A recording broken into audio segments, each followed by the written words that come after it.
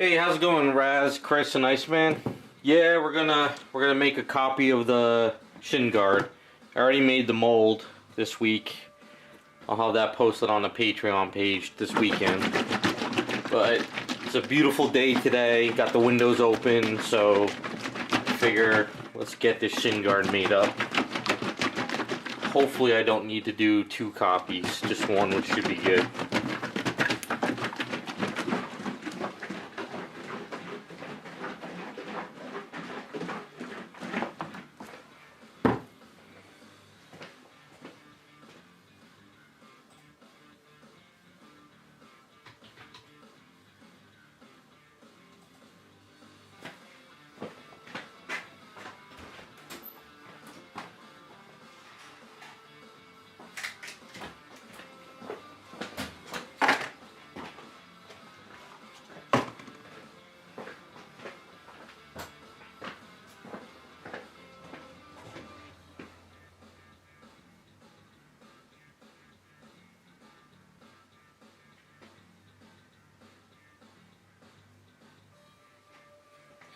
You ordered a new printer. You mean you're getting a whole new 3D printer?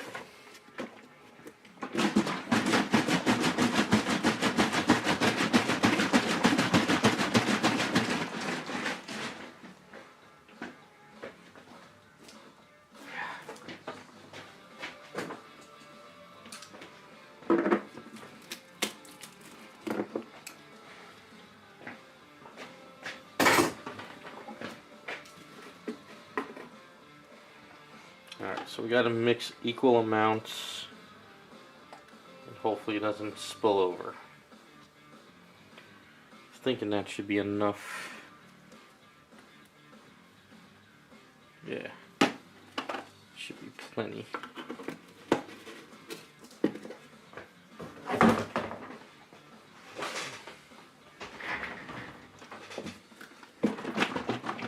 Alright, so kind of when you have a wobbly surface like this, it kind of sucks at times. And these cups are not the best, but they're cheap.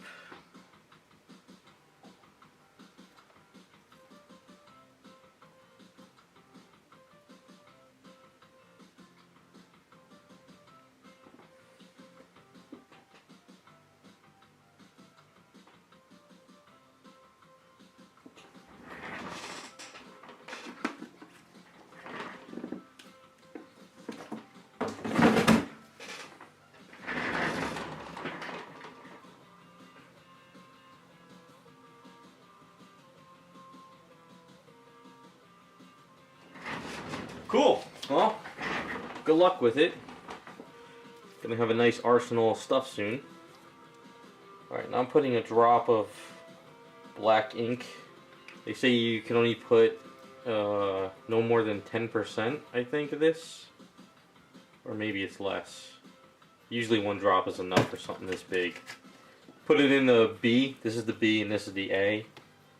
And then you just get the B kind of this way. It doesn't come out in pure white. Yeah, I think I mixed up way more than I needed, but that's alright.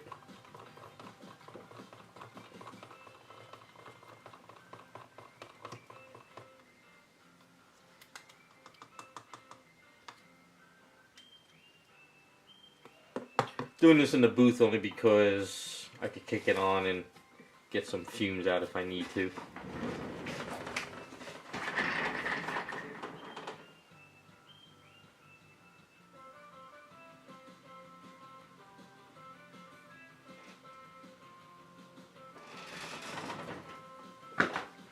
Usually I kind of heat up the mold and stuff, but it's such a warm day today. It's like almost 70 out, which is weird. Alright. Usually I have rubber bands to go around the mold, but I don't have any rubber bands. So we should be fine with just the tape. So we're going to try and make 1 copy. Now, like I said, I think I got too much mold here. I mean resin, so I want to put it in something and salvage some of it. Do I have anything? No bases or anything? Crap. I know what I can do.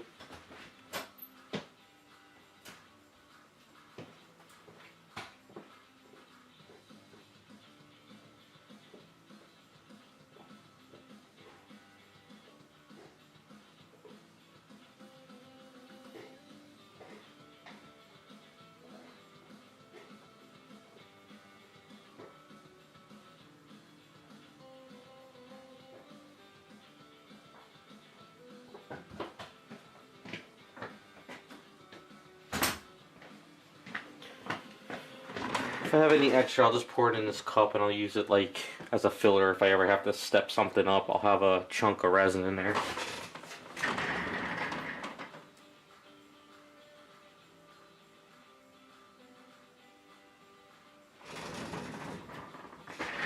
Alright. So we take A and B, pour it in. Yeah, I mixed way too much. That's okay. This resin has been open for a long time and might as well just waste it because it doesn't have much life left in it. I think I've had it open for 5 months now, 6 months maybe, I don't know. Definitely before the winter.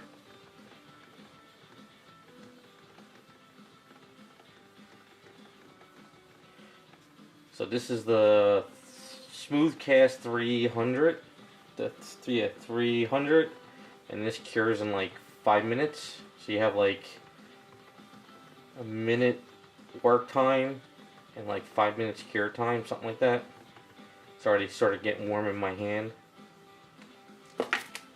Now, pressure pots are usually kind of helpful to get the bubbles out, but for this one we don't really need to worry. Hopefully it doesn't start, we don't have any air pockets or bad connections.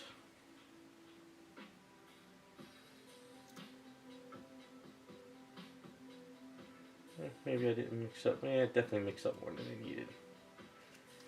Alright. So what I do is kind of squeeze it a bit.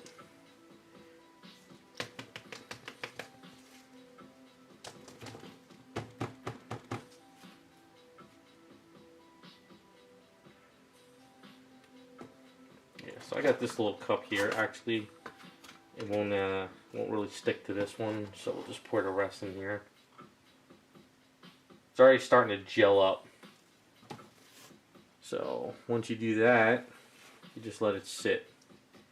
And watching this one will help give me an idea of how this cures. Now, if you do pressure pot work, the one guy I talked to says once it starts gelling up, there's no reason to be in a pressure pot anymore because it's not going to get the bubbles out. So make sure you have gloves. You should wear a mask. Kick on the airbrush booth just to get the fumes out.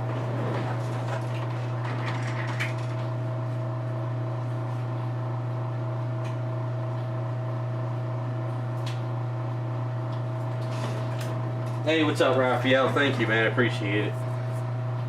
Yeah, molding and casting sucks. I don't mind doing it for small things like this, you know. When you have to do it for like 30 items in a full kit, it's a nightmare. So you can see this is already curing up. It's turning gray. It's kind of going down the area. So you kind of see it's like starting to shift. Now sometimes if your mold, when you first make your mold, and I did put baby powder in there and I got baby powder around there, but sometimes I've had issues in the past where the first mold I make with the first resin cast, the resin cast comes out really like soft and it doesn't cure. I think because there's still moisture in there, but when I pour in a second one, I don't have an issue. So we're gonna see what happens on this.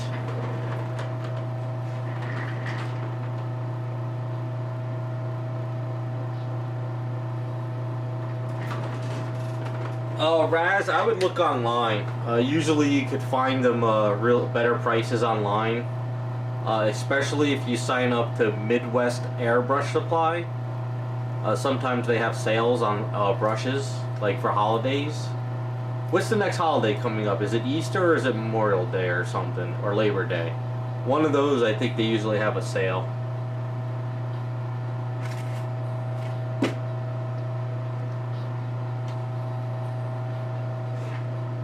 So you see how it kind of bubbled up there? That's because we're at the end of life of the pot and I shook it up a lot, so I got a lot of bubbles. That's why if I had a pressure pot, it would have probably got all those bubbles out. So this might look like absolute shit in there. I don't know. I'd rather it bubble up in here and cause issues than the stuff down there. I don't know.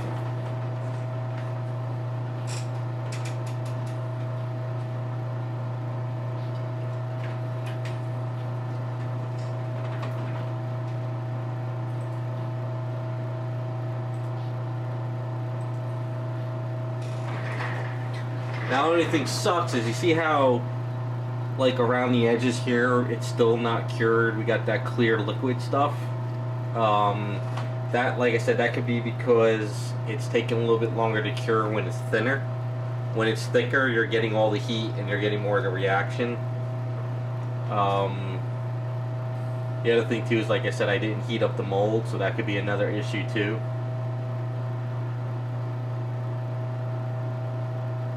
That's why it's good to have gloves. You could kind of test it. It's like still tacky, but that's getting a little bit harder. And then this piece here is hot as hell in my hand. So once it cools, it'll pop out of here. And I can use this for like a base or something later. So I try not to waste too much resin.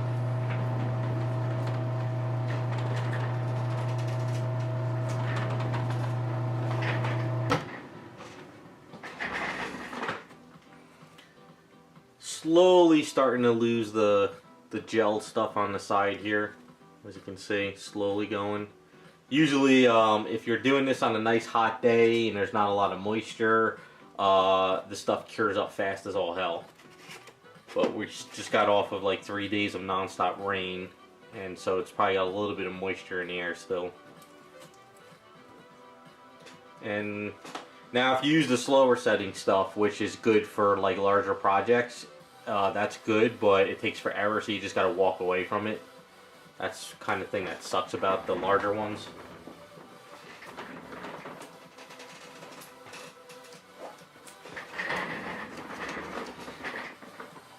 I'm slowly starting to lose all that gel shit.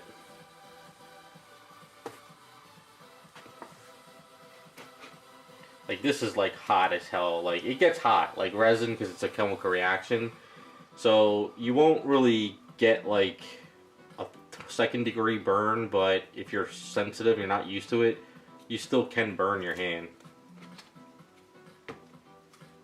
That's why you want to wear gloves, and you don't want to get the mixture in your hand and skin. Then you run into all kinds of issues.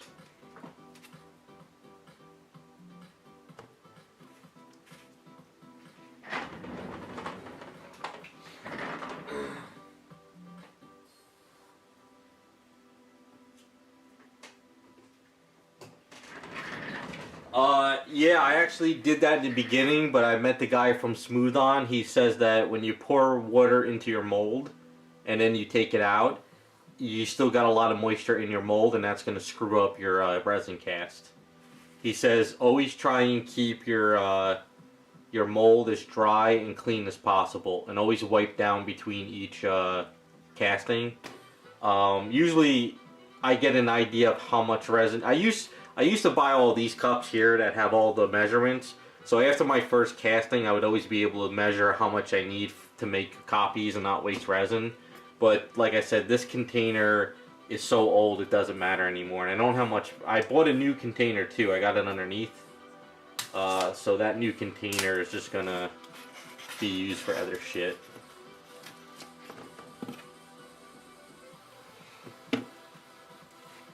So you can kind of see this is a little bit soft still. Pulling this up. Usually when it's hard as a rock, I couldn't even lift this. But it's a good thing it's soft. This will help me pull this out once it cures up a little bit more. So we'll just kind of let that sit like that.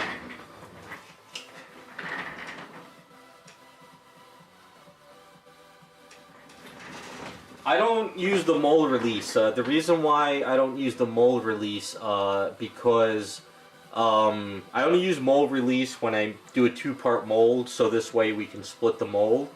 But everybody that I've bought kits from in the past, we're talking about before, like Onids and the Chinese factory are sending out kits.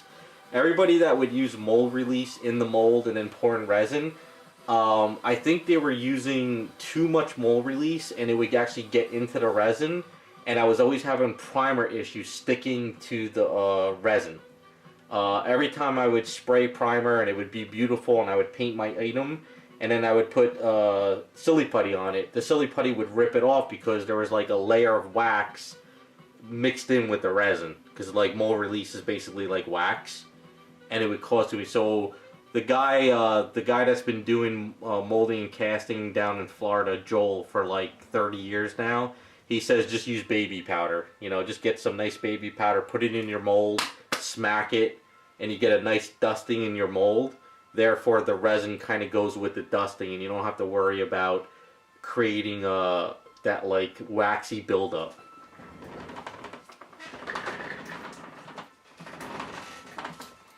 I just have too many problems with guys that use crazy amounts. You know what it is too, before all this other kit stuff and these 3D printers, guys would make a mold and they want to make like 50 castings out of that mold. Usually you can only make 25. So they'd spray mold release all over the damn place, and therefore it just keeps building up and building up and building up.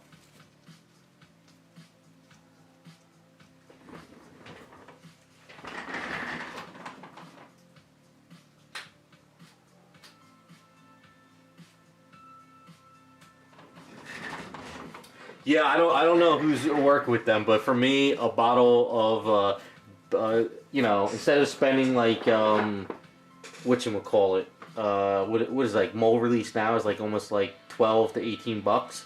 You know, a little bit of baby powder, put it in, shake it up, and you're done. And how much is baby powder? I bought a case of this stuff years ago for like 20 bucks.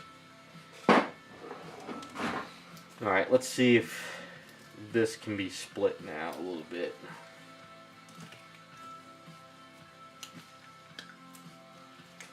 So this is a 1-part mold, as you can see. I just kind of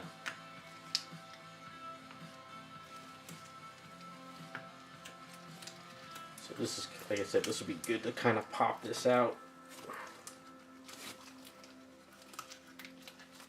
If you're gonna make like 20 of these, 2-part molds would probably be better.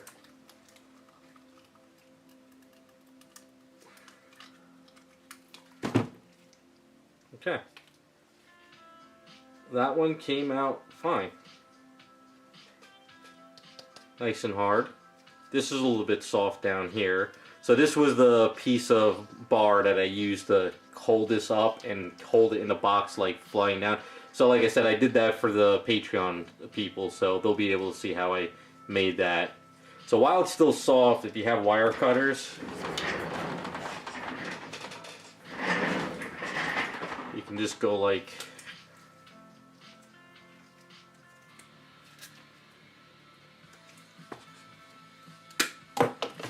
and then we have 2 copies. So this is the original, and this is our copy.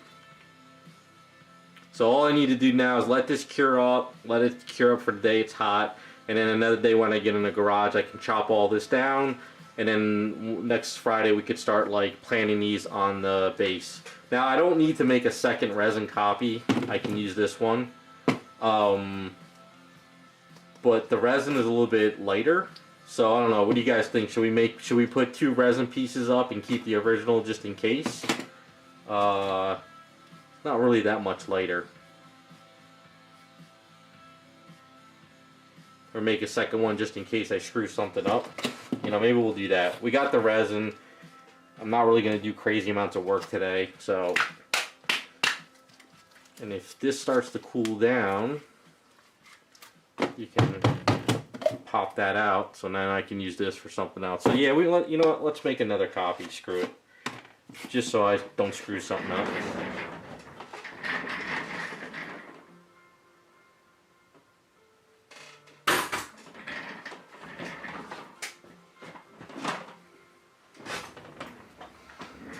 Alright, so basically I'm gonna go shake it in the garage, but what we'll do is we'll do the baby powder. I'll show you. So you can see in the inside, just in case if there's like any like residue or something, but it's nice and clean in there. So what we'll do is we'll take our box again. Now the reason why I'm doing the box this way, actually, you know what, I should cut this off.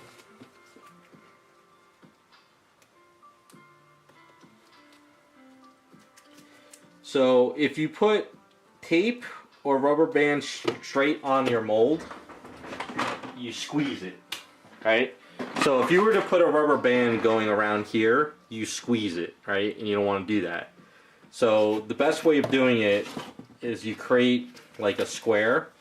So you keep your mold tight, but you're not squeezing it with a rubber band in certain areas. And like I said, I don't have any rubber bands. I'm out.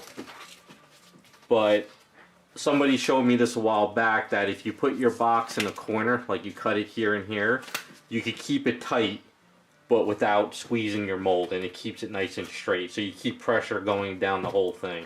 So I'm going to take off these gloves because they're a pain in the ass to deal with the tape.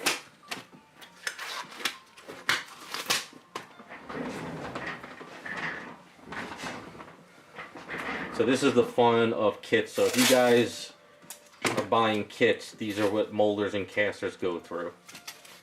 Some guys are better at molding and casting. They have better equipment. They have better techniques. I'm just kind of doing my little crappy way of what I've learned.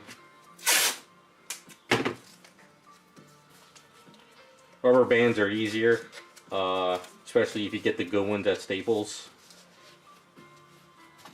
But as long as your mold is not being squished, you're lining up correctly, and you're not leaking. There's times where I made mold mistakes where I pour it in, and then all of a sudden it's like leaking down the edge.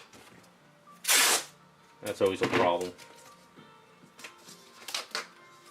But the guys who do know how to mold and cast in chat, they know the headaches of molding and casting. It does suck.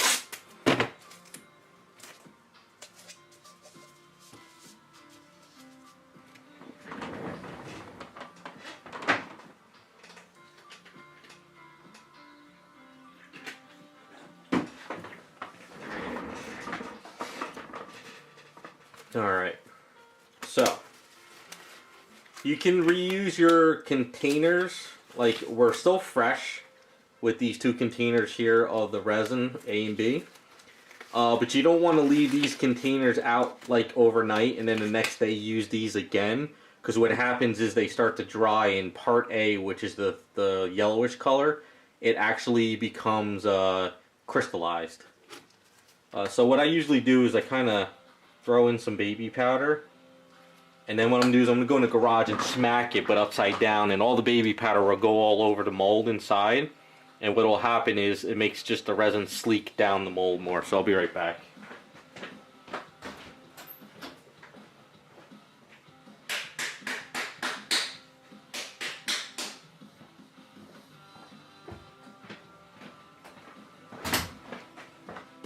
You just want to make sure you pat that mold out of there too. Like if you had A and B together, you could smack the sides together and get a dusting over the inside, which is good.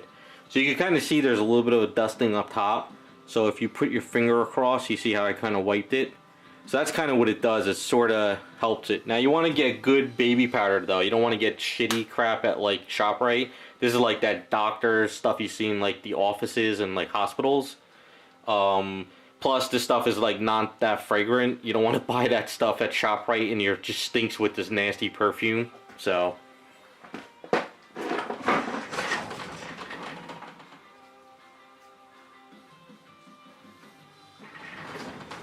yeah, vents, and you can see there's a huge hole in here, so it makes life a lot easier for pouring in resin.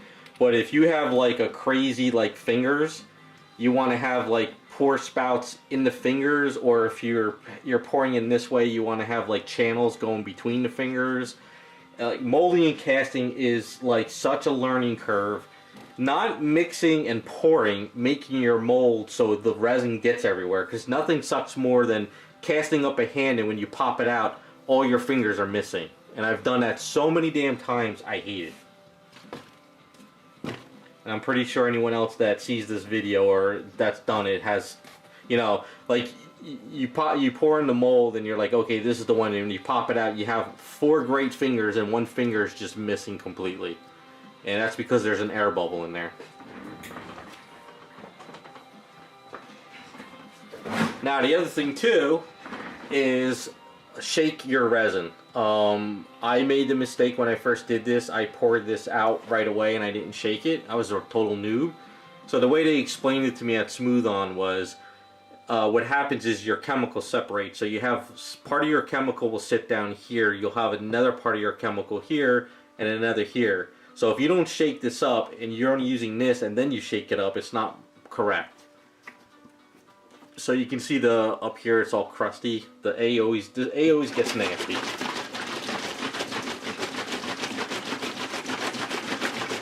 A is very watery, B is very thick.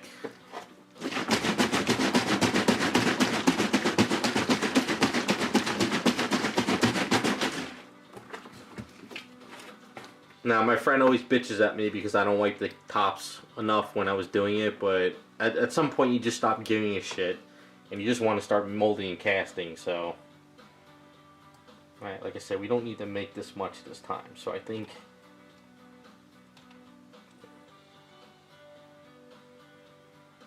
A little bit more. That should be good.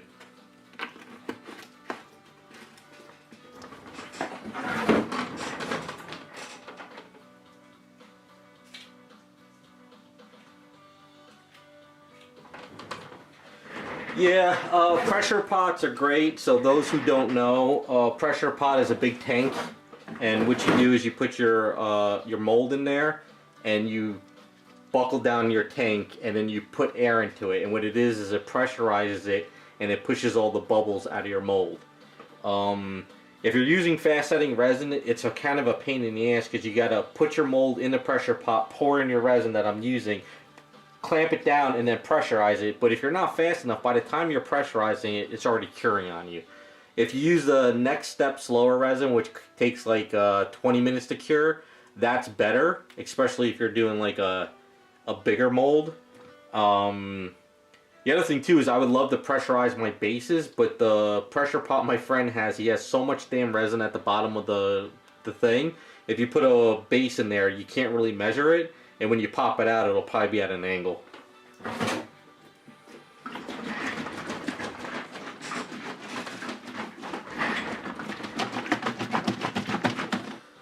And you can see, like, when you pop off these caps, you know, when you shake it and you put it down, all that resin is up top and it just leaks all around the edge.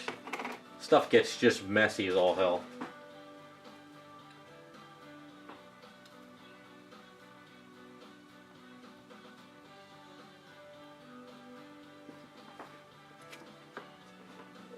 More.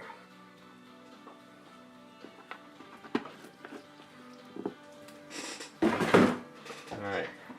Now sometimes you don't have to put another drop of black in there, but I'm going to put another drop in.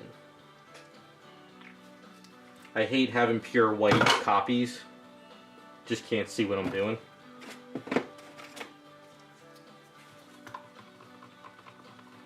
The other thing too is you need resin ink. You can't put like paint in, you can't put like regular ink in because it's not proper for it, and what happens is you get this really nasty bubbling and reaction.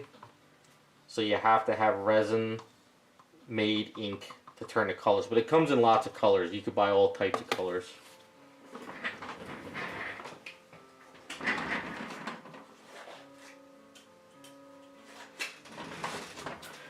Yeah, I did the video on the vacuum chamber for this. I'll have that posted on the Patreon site. Alright, so you see how there's resin in this cup, the cured resin? This you can mix back into. This is fine. You know, you can do this over and over. And I've done it in the past, it's fine. It's not a big deal.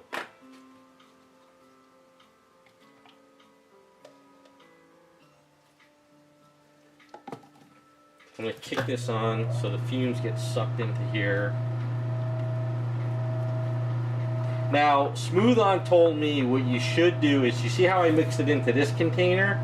And doing this. They said you should mix it into another container because you have A and B sort of like on this side and this side. So when you mix it fresh like this and then put it into another container, it's all fresh mixture. Now, personally, for this stuff, I really don't need to. But if you're really, you know, like a molder and caster and you want to make sure every casting is good and you don't want to waste any kind of money, then you might want to have a couple good containers and a good system. But we're doing this half-assed, so half-assed works for what I'm doing. Alright, so basically, pour number 2. Now they said you should do it really high and let it go down, but a pressure pot would get out all that bubbling.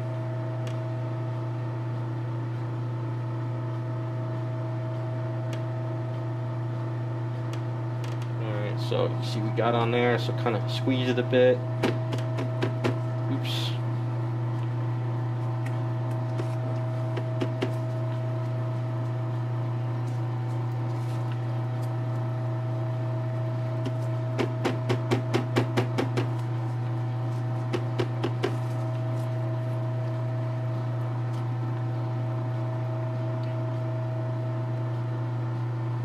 Alright, so I find that overflowing it like that at times actually helps out because it'll let the bubbles sort of come out the way we're doing it. And then what we'll do is we'll pour this in here again. It's already gelling up, getting hot. And then the gloves are so sticky and you have A and B, I kind of just get rid of these gloves because you don't want to touch everything with this shit.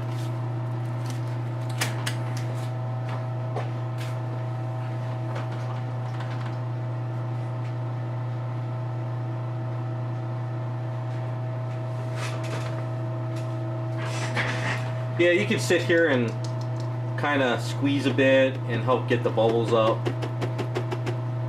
You really want to do that with a really crazy molding and casting, like really hard pieces, I would say. This is simple, you know, this is just pouring it down. There's no like crazy turns and there's no like connecting pieces. It just pours it down, the resin comes up, squeeze it, and you get a good molding and casting. But like I said, if you're doing hands, you want to make sure you get all those bubbles. And also too, the other thing too is like the guys in chat will know, you have to position your item in the mold correctly. You just can't throw something in your mold and pour it in, because if your hands are up like this, right, and you're pouring in your mold in a certain direction, I mean your resin, if the resin can't come up here, you have an issue. So you have to position your items like at certain angles so the resin goes all into those areas. That's another thing I learned too, which is a really learning curve. Because if you make your mold and then when you turn it up down to do it, if your item is coming upwards, you have to make another pour spout for that area.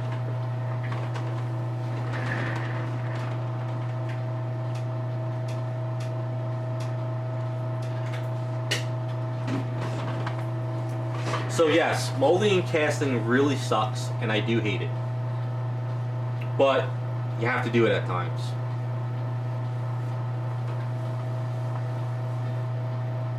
You know, you have the chemicals that you don't want to breathe in too much. I'm not doing a lot. I have my windows open. I got the airbrush booth on. I should be wearing a mask, but I'm not really even sitting near it too much. You know, so you got to be careful of that. You want to wear eye gear too, because you don't want to splash this stuff in your face. And then afterwards, you know, you have all this chemicals and shit, so you don't want to touch all this stuff either. Get it all over your door handles and other equipment. It sucks. It really does.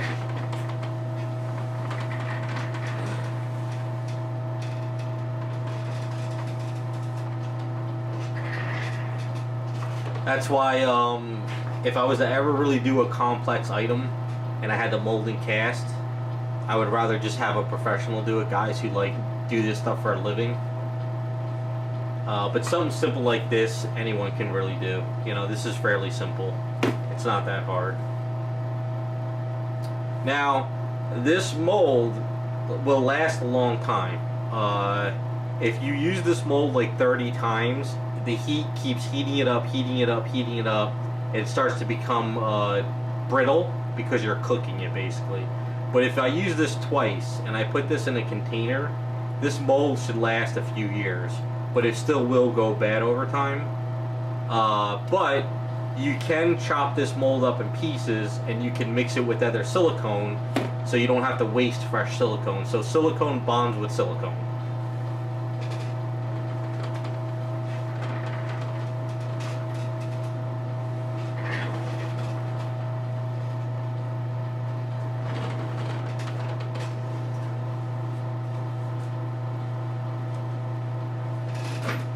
I saw a video where one guy, what he did was he takes all his old molds and he puts it in a meat grinder and he grinds it up, and then he mixes that with fresh mold, and this way he keeps saving his mold costs, which is a great idea.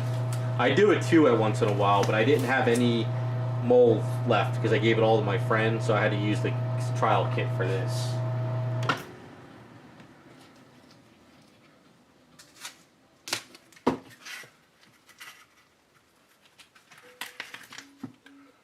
And yeah, if you're not careful, your pieces will get messy after a while, but that's fine. It's only foam core. So what we'll do is while this is soft, we'll lift this up again. And then we'll just let that cure.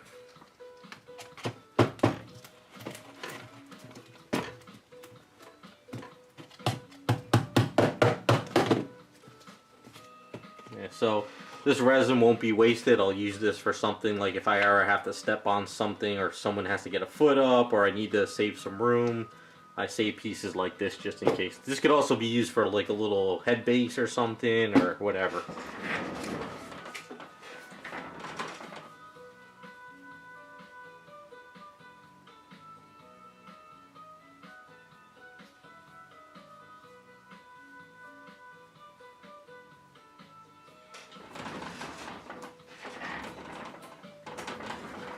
Yeah, I used to, when I was making those head bases, I was also taking my friend's old molds from stuff he's done, and I would cut out big, huge chunks, and I would put chunks in the base, you know, in the box, and I would save on a lot of money on mold, which is great.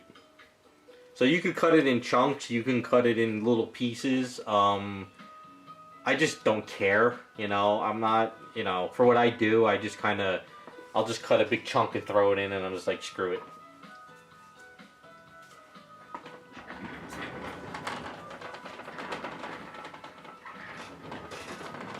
Yeah, but I like the idea of what you guys said last stream, where you can actually print a mold.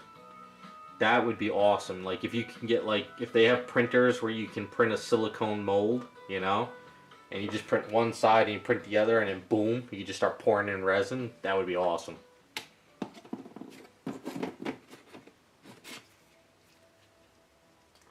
Yeah, but this is definitely lighter than all this Ave. So even though this has a chunk here, this is lighter than this.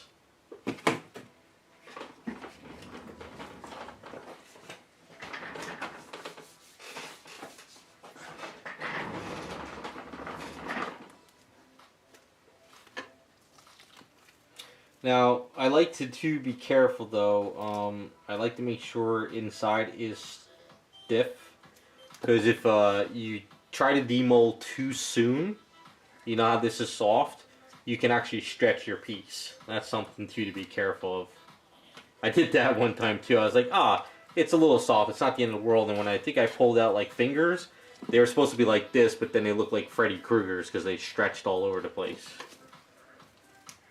I did a lot of learning curve.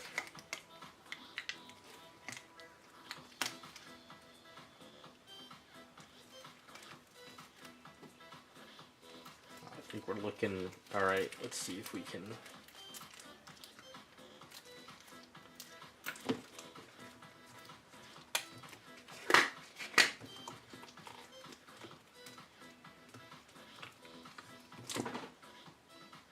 Alright, there's number 2. Looking pretty good. No bubbles.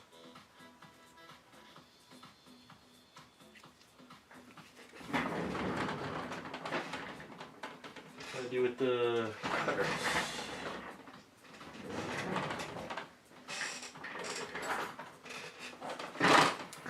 Alright, so while it's still soft, gotta make sure though you don't go too ham on this. Just make sure you cut it where you don't like warp it. Just kind of cutting in certain areas, and then it goes right out. Alright, so I think we are good. We got 2.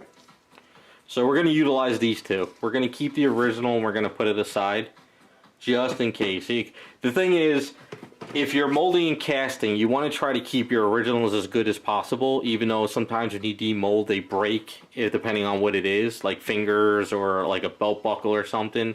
But something like this, you want to keep your original, just in case your mold goes to hell. Like say this, like see how it's like ripped here? Like say if I was by accident, I ripped this and I ripped it off and I got to make another one. If you don't have your original, then you're basically out of luck. You know, especially if you had to make like 10 or 15, 20, 30, 100 of these. So even though I put resin in that, that's fine. We'll put my ink back. This is, we don't need this anymore. We don't need this. These resin pieces are crap. So basically what I do is I go take this stuff, throw that in there, and then I throw this stuff in the garage. And then we'll put these in the garage.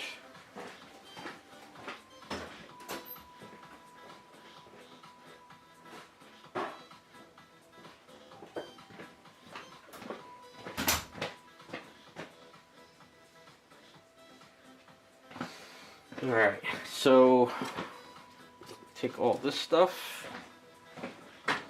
Take your piece. The other thing too is be mindful of your gloves if you're doing this stuff, because if you're making a mess and you start to have residue all over your gloves and you start touching these stuff, you'll keep that residue on here and then it'll be a nightmare to get these cleaned up. So be mindful of your gloves too when you're handling these items. So this mold, basically we'll just put this aside in case if I need it. If not, I'll just chop it up. This stuff, just kind of take this, put this in the garage.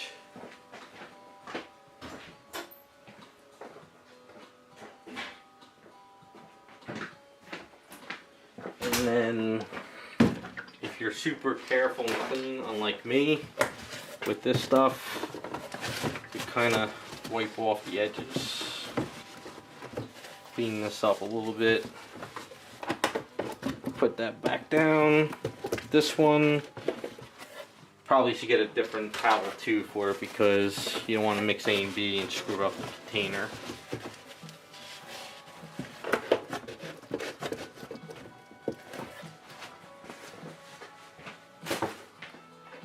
Alright, so I got enough resin in here, a little bit left, which is okay. I'm going to have to make up a base soon. So, that's not bad.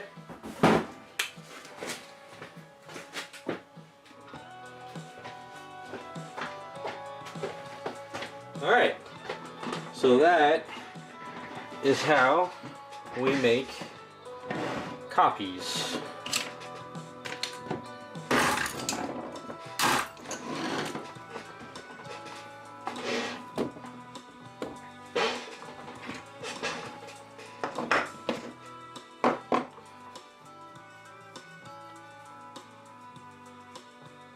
So with the baby powder that was in there, you know, it doesn't do anything to this. It's nice and smooth. I don't feel any kind of residue. It cured nicely. There's no like bleeding. This one's still hot.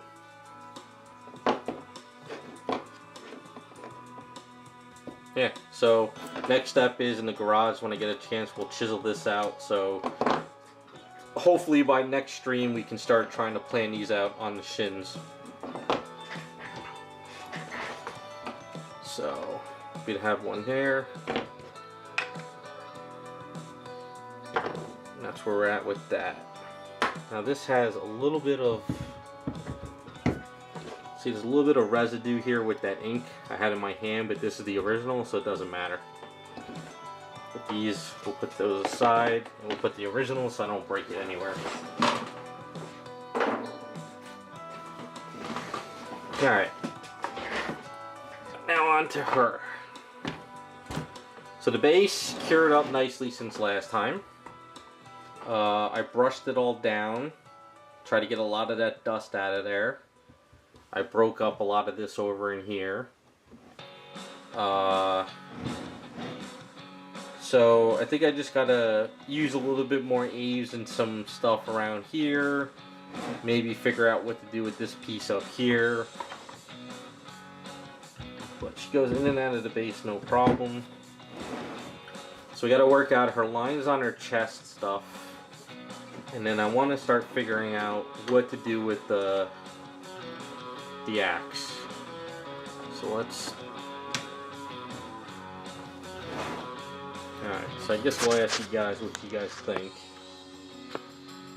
So here's the axe. Now, on some of her drawings, she has the symbol on her axe.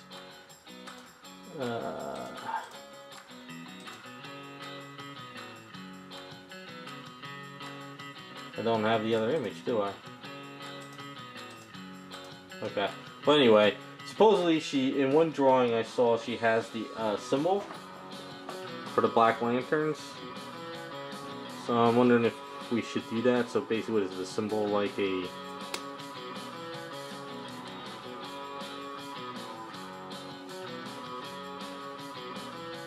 If it goes like this, and you have...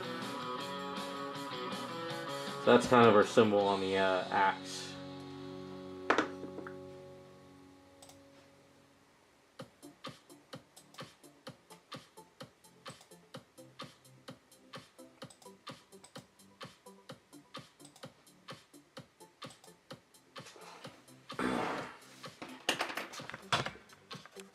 So you think we should try to get that symbol on there? The only problem is I don't think I could dig the symbol in because of the whatchamacallit.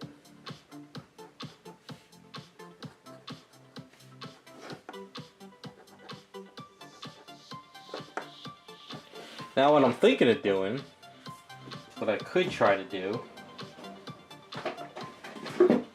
is we can utilize this stuff. So what I can do is I can grab some eaves and sort of make a triangle thing, right? Make the symbol, let it cure, and then press it into here, and then make copies, and then glue the copy onto it. I know it would kind of look better if I can etch into this, but we have that rod coming here, we have the rod coming here, and then we have the stuff, so that won't work.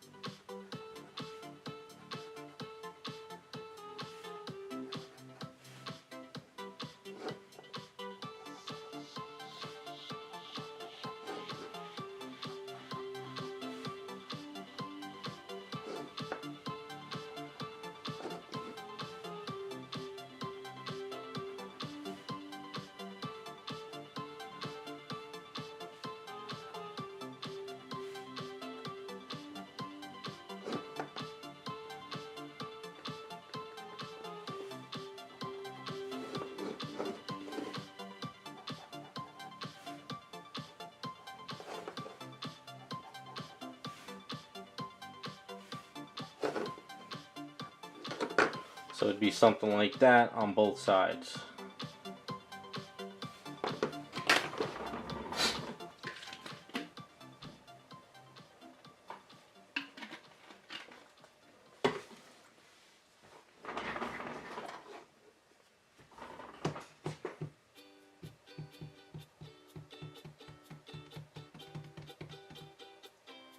We could try it with let's try it with some of this first.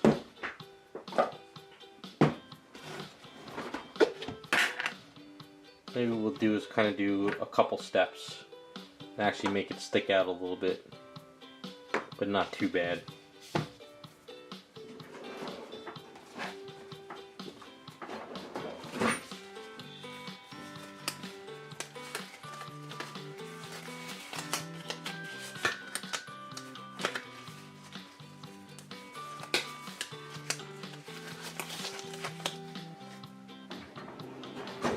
I mean, if this didn't have the whatchamacallit, the metal inside of it, and like say this was like a resin copy, even a resin copy might break, we can create a sculpt and then we can turn it around and stamp it with like A's or something, but that's kind of going a little too crazy. Let's see if we can make something first. But I think whatever I make here, even if it's sticking up, I want to break it up and make it look worn. I have an idea on how to make it look a little messy.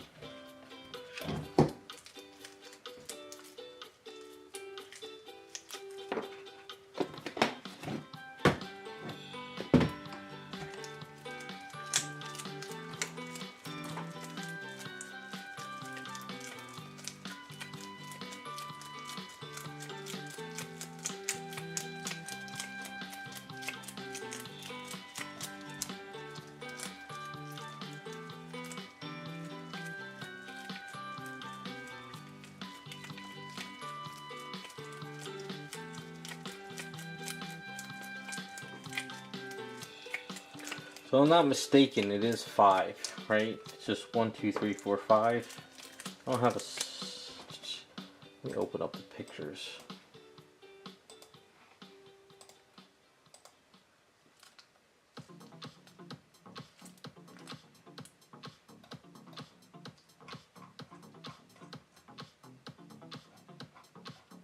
Yeah, it's 5. It's got the triangle too in the center. I think it has, well, on her one picture, somebody has that, the other one doesn't. No, it does. So it kind of has that.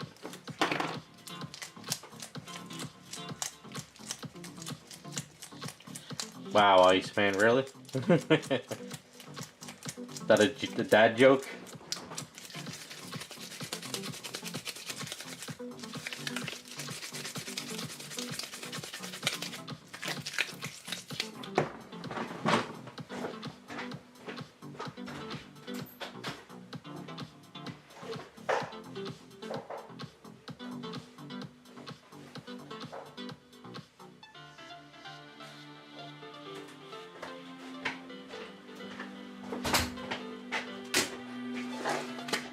Maybe we can cheat.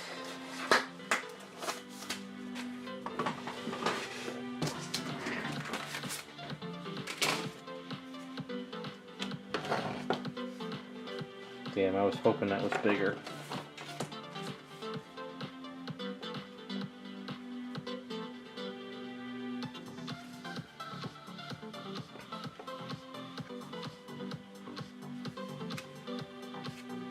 Alright, well, we're gonna try. So this is flat, right?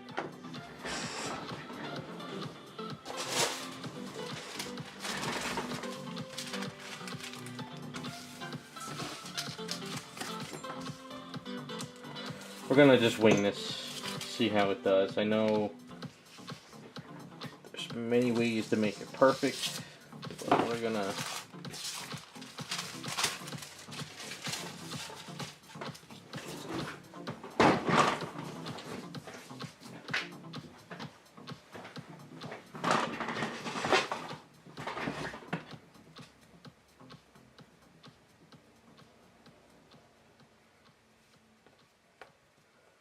And I'm not throwing baby powder down because it's going to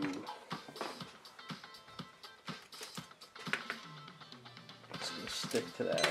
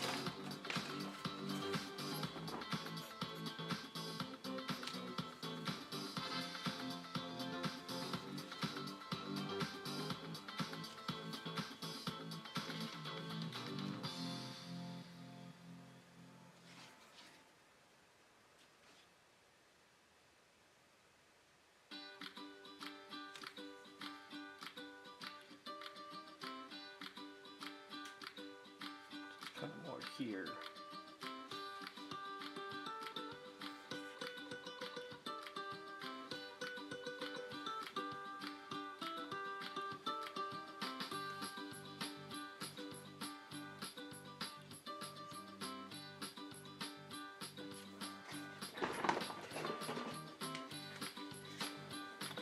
Hey, raccoon.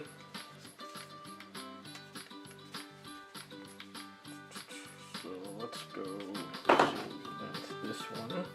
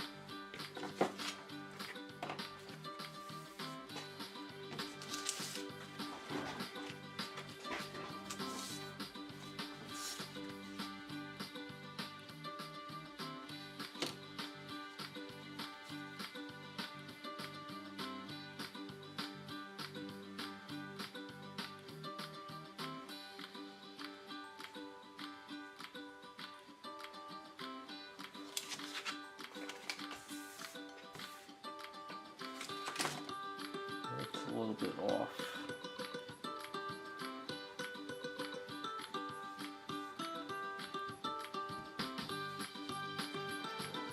I don't like it. Nope. It's gonna take a try or two.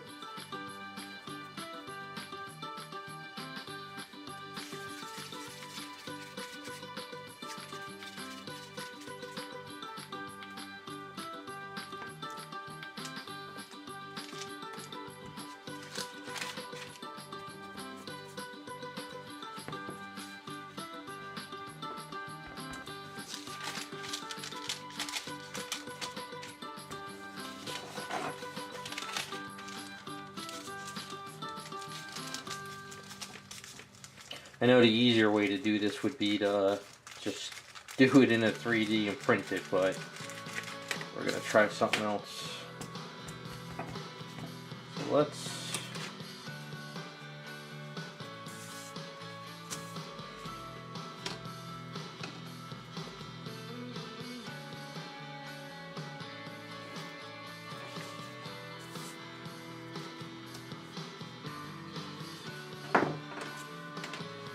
do a little bit wider this time.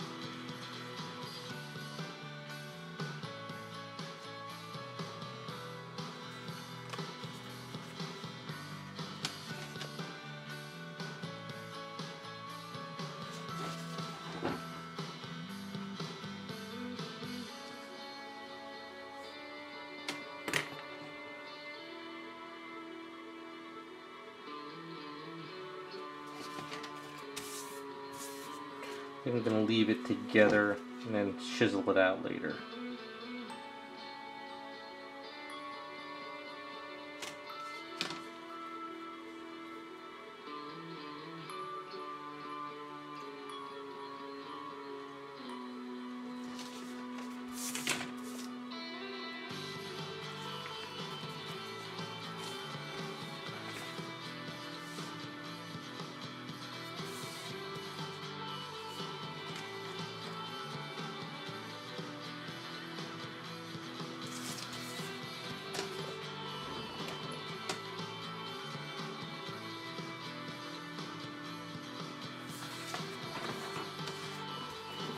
I'm gonna eyeball some of it.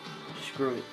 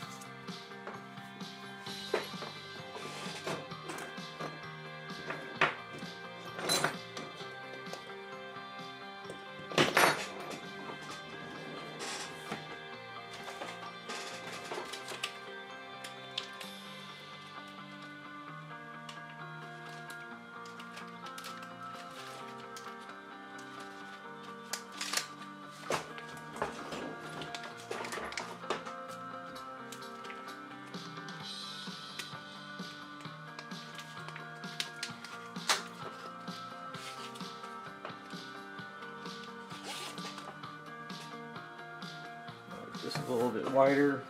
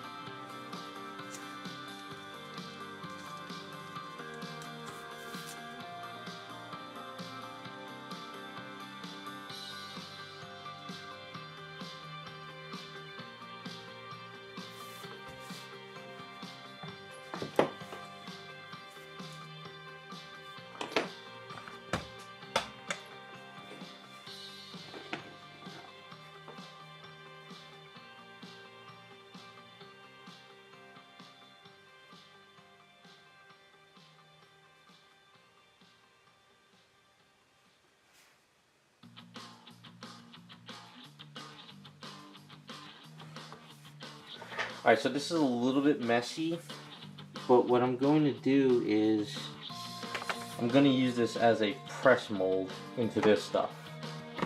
And I'm going to make 2 resin copies of it, and then we're going to attach it to the axe when it cures, and then I'm going to break it up on the axe. So I'm going to make it look worn out in a way. It's just enough to give me a basic shape, and then I can make it look really messy on the axe by putting on the resin pieces. So I don't want it to look clean. I want to make this axe look a little bit worn. So I think that'll look good on there. It'll give me a good starting point. Once it cures up, I can sand it down, and I could kind of like etch into it a little bit. I could kind of add little cracks. I could pop out some areas, and then I think I can make a push mold and make resin pieces and attach it onto it.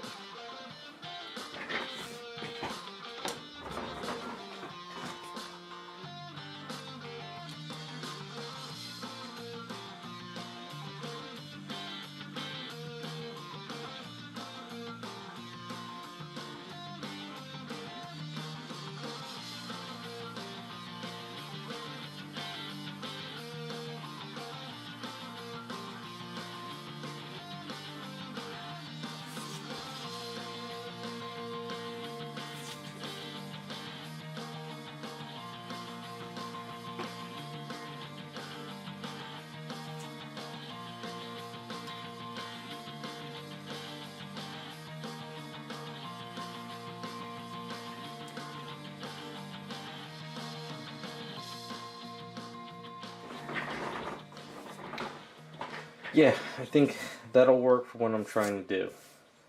That should work pretty good.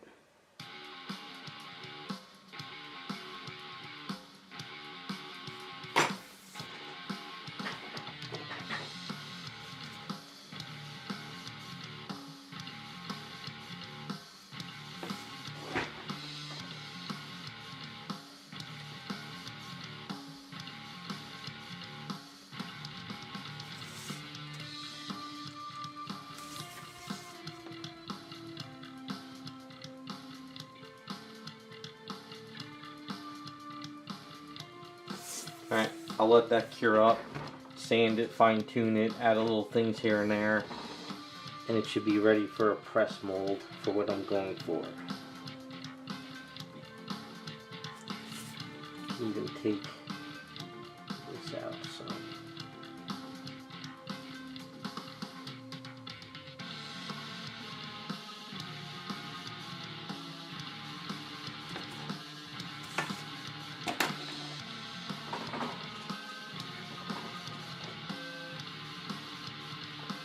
The blue stuff, are you talking about the Mold Star from Smooth On? It's called Mold Star because the stuff I have is Mold Max I used. The Mold Star is absolutely crap. That's what you're talking about?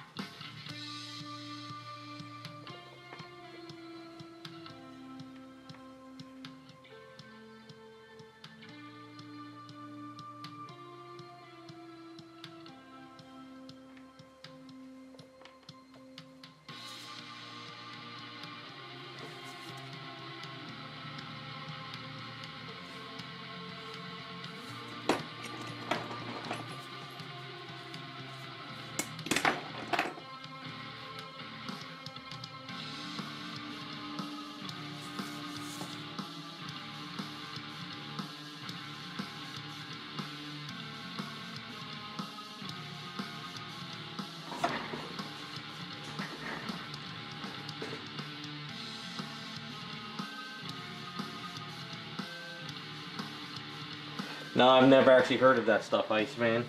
Never heard of boiling anything for... All the stuff I've ever used is 2-part silicone molds, or this stuff where you mix A and B together. I've never heard of anything boiling.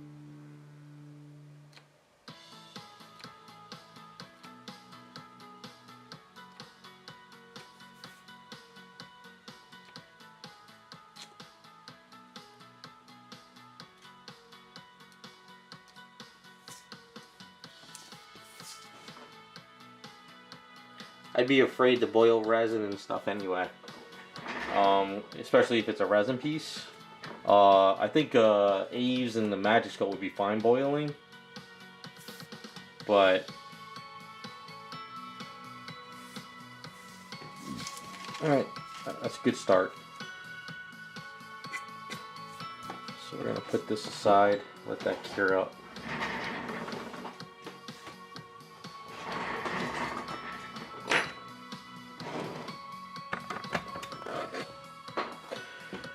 So once we get the symbols on the axe, once we get these situated, which hopefully by next week we should, we're going to attach the axe into the hand. Since I put that rod in there, we're good with weight. So the thing is, just putting this hand in here like this with glue, one wrong turn, you'll just twist it. Let's get better camera angle. Sorry about that. Alright, so if we put this axe in here, we want to put the axe as far as possible to the hand anyway. That's kind of where I want it. So whenever you put a circle thing into a circle resin, even with a dab of like super glue, if you're not careful, you can twist it and it can start spinning on you. So what I'm going to do is I'm going to like crunch or Dremel into this hole a little bit. And then what we'll do is we'll put glue in there. So this way when you put this in here, like when we get the hand situated, you know, we'll put some glue underneath the hand in here, right? Some glue or Aves, and then when it cures, it'll lock it into place a little bit better, you know? Even if I have to crunch it a little bit, chisel it up, Dremel a hole or something, this way, this won't be twisting on us. We don't want this to twist. So that's something to think about. So for now, since we got some Magic Sculpt, I got a little bit of extra room in here, so let's utilize this to fill this in.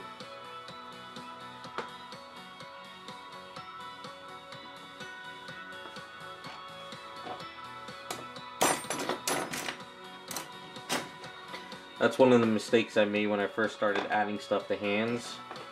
I didn't think about it twisting. After I painted it and everything was ready to go, I accidentally twisted the item in the hand and then it started getting loose and caused all kinds of issues.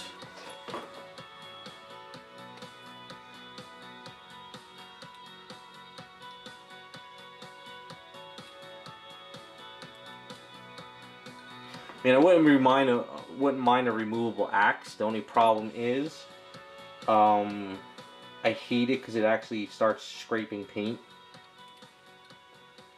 Plus, we want to put the handle on her too and everything, and we want to keep it uniform. So if you split the axe in 2 separate pieces and you glue it in wrong, it looks like it's broken.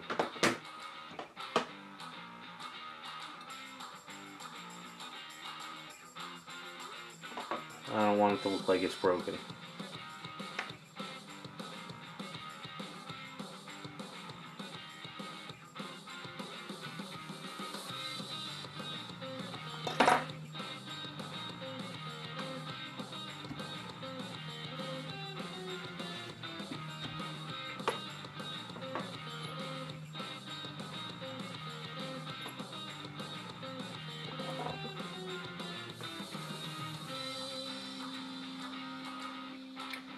My friend Metajohn, he is printing everything up, so I don't know when it'll get done.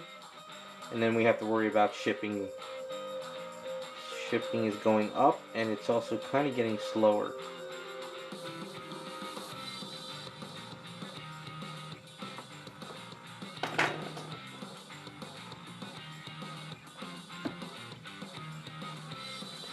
But hopefully we'll have all the parts and pieces ready to go fairly soon for Giganta and Wonder Woman.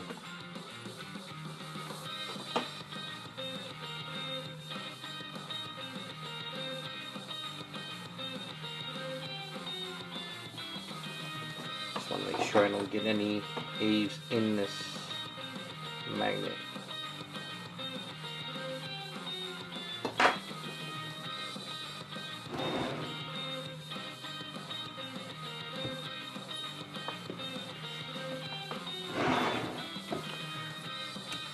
Yeah, he was printing one item and he said that there's a little bit of a fail on it, so he had to redo it, which is fine. Not in a super rush.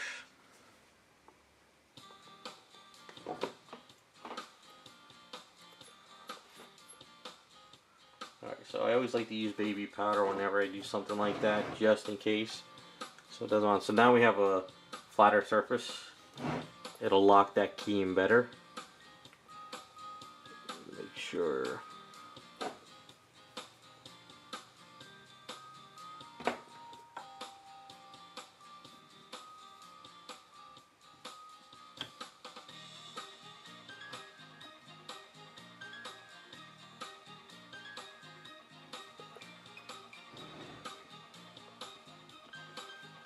Double checking to make sure the magnet is touching. Sometimes if you put too much Aves or Magic Sculpt in here and you think the magnet is touching it, it might not be. So always double check.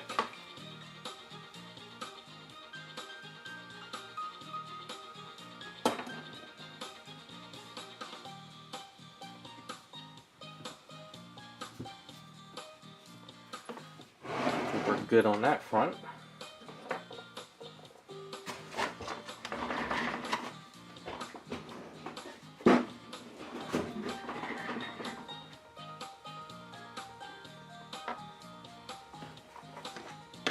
Alright.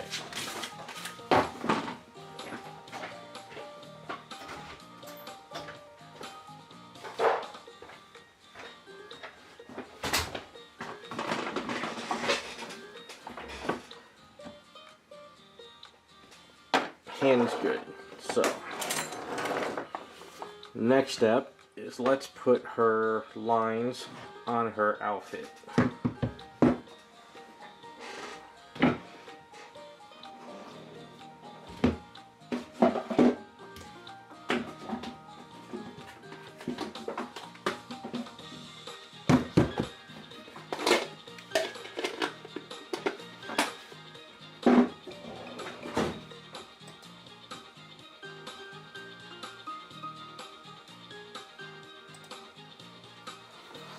Alright, gonna mix up some A's, then we'll mark our lines. I did get some, picked up some brass rod, because this is steel, I think it is. I don't think this was aluminum or whatever. So I got brass instead. So that we'll use that for her flaps. Try next week to see if we can start planning out the flaps more. Kind of into the whole nitty gritty tiny details, which always take time.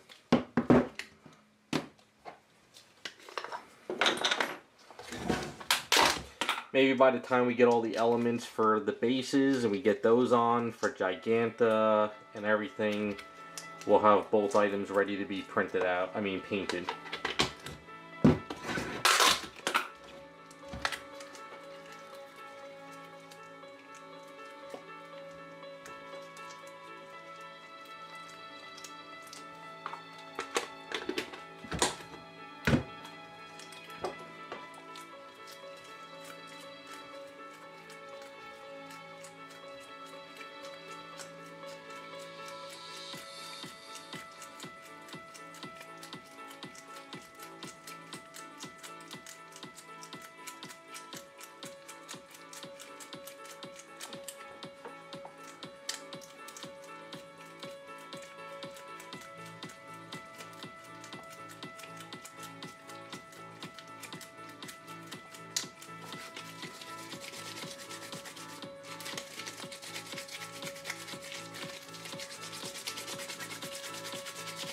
It's almost like summer got here already. It's like 70 degrees out. Yesterday it was like 35.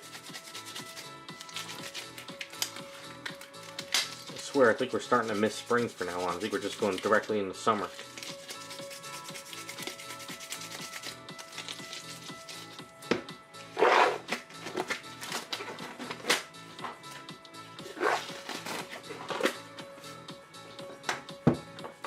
Okay, so we're gonna have to bring this line from this point to this point to this point to this point. And then this one here, here, and then here. And then she has the white part here. So we'll do here and here. And this part's gonna be like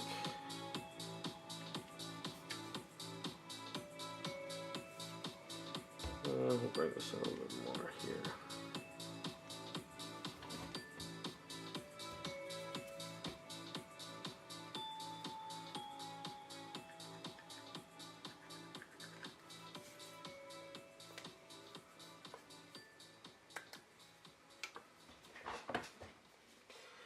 Nah, I'm ready for the summer. I hate the cold.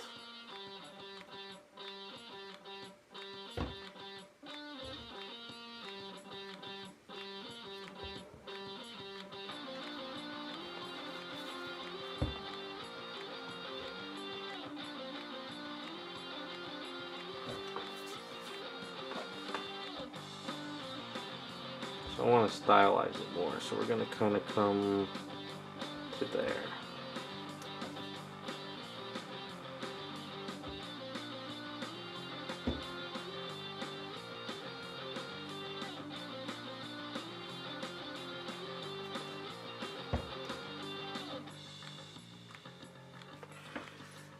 Well, you know what it is I want to get a lot of stuff done in the garage. Got a lot of kits I'm going to be building and painting soon.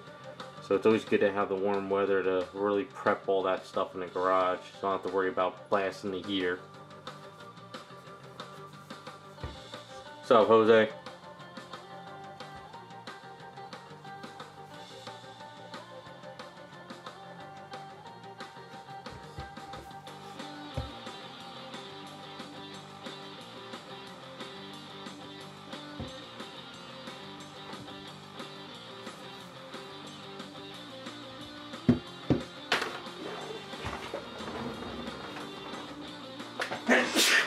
Ah, excuse me. That's the one thing I hate, though. The 2 weeks of pollen. Once the pollen's gone, I'm good. But we're gonna have that 2 weeks of nasty pollen coming. That's the thing that really destroys me for the spring.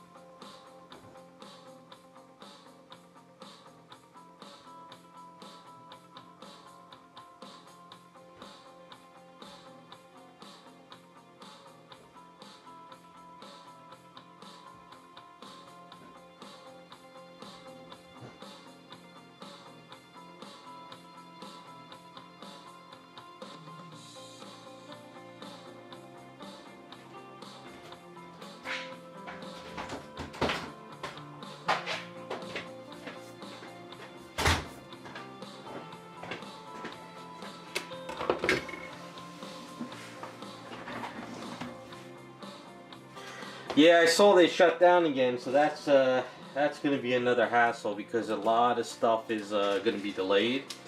So what I actually am doing is I'm actually ordering a couple paints and stuff because I figured going to have a summer. It's going to be a kind of a pain in the ass. So I don't know what the hell's going to happen. And I think a lot of the Power Girls from Sideshow, those might get delayed now too. I was really hoping to get them in April, but it's probably not going to happen to June.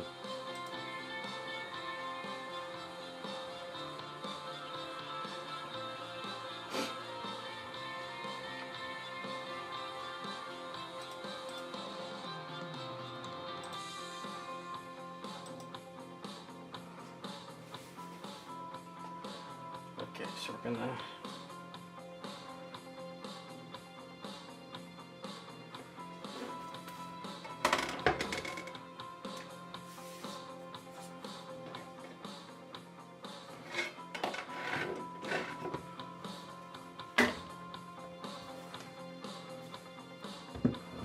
Tell you, if it's not one thing, it's another for the past few years. The coof, the war, the lockdowns, this doesn't end.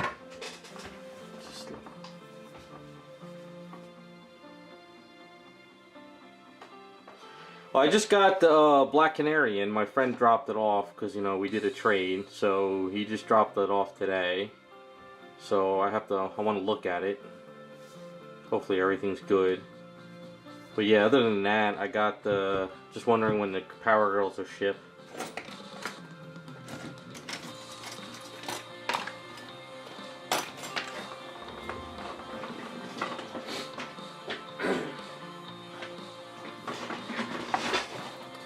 And then I'm trying to plan the next few personal items that I want to do for myself. So I'm trying to find specific statues. Which isn't planning out too well.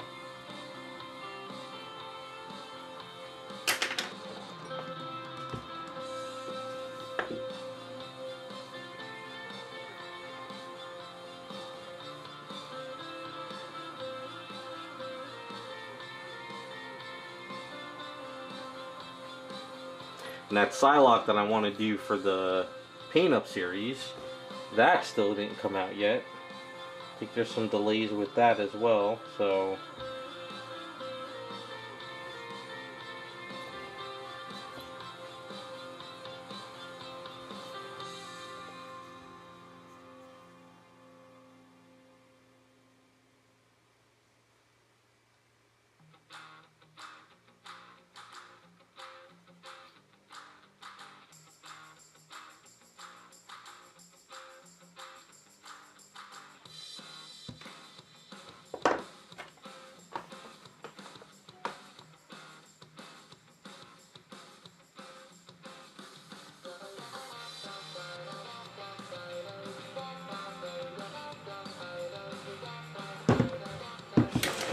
shot.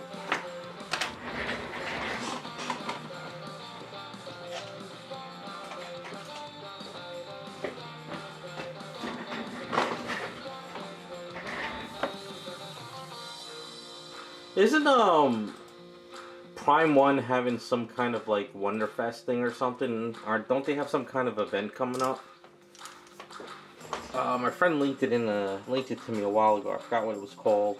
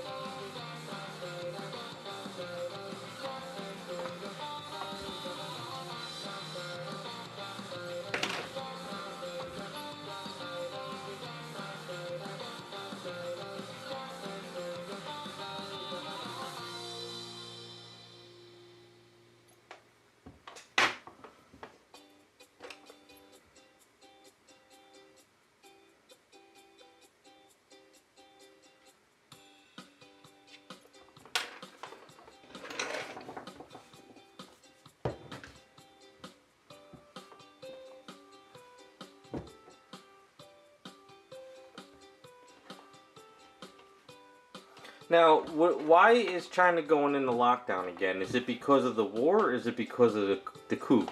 That's what I didn't understand. Or is it another reason? Do you guys know?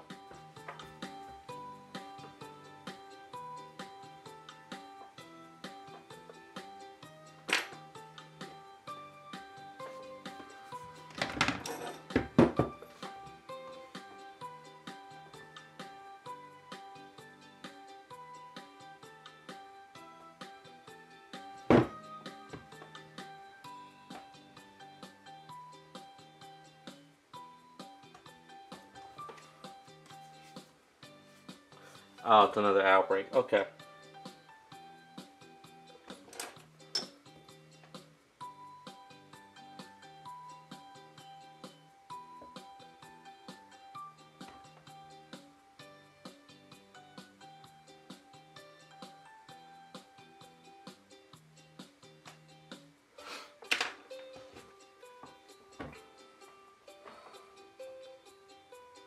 Well, at this point, it's going to be a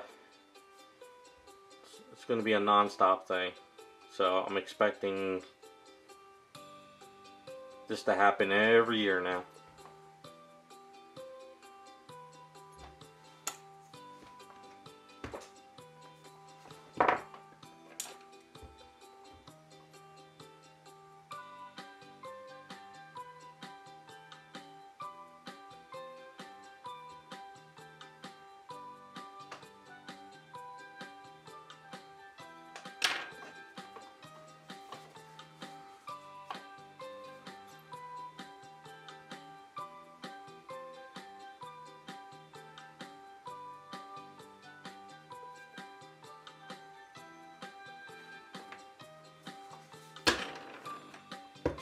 Yeah, that's what I'm thinking.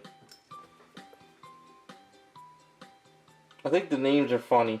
We're gonna have the Megatron variant, the Voltron variant.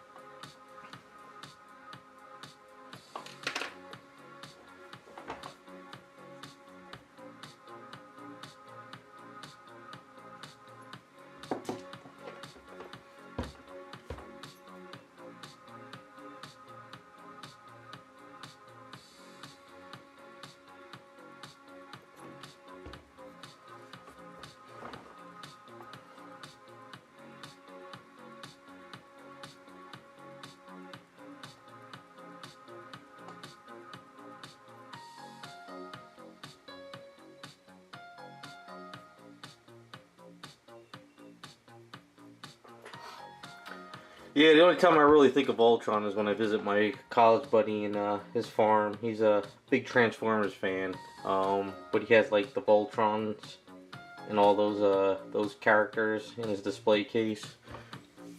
I mean, I had Voltron when I was a kid too, but I really wasn't into it that much.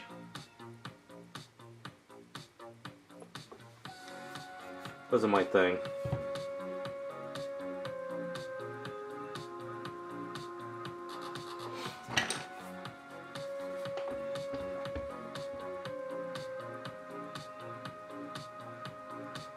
Oh, it's coming, Iceman. Don't you worry. We'll get it all.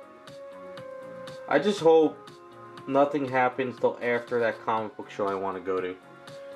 I want to go to that comic book show in the worst way, just to do a show, check it out, see what's out there, just have fun for a little bit. And after that, they want to shut down the world again, they can.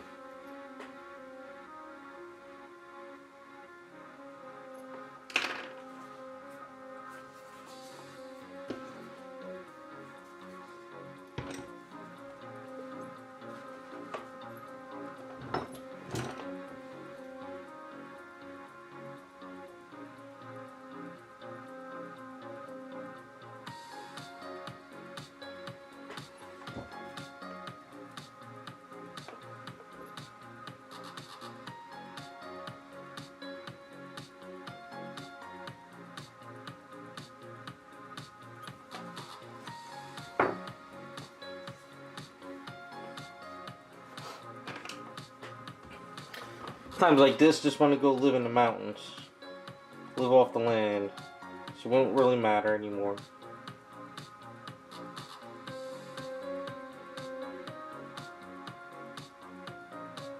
But I still need somebody to deliver my statues though. Can't live out in the mountains without having a statue collection.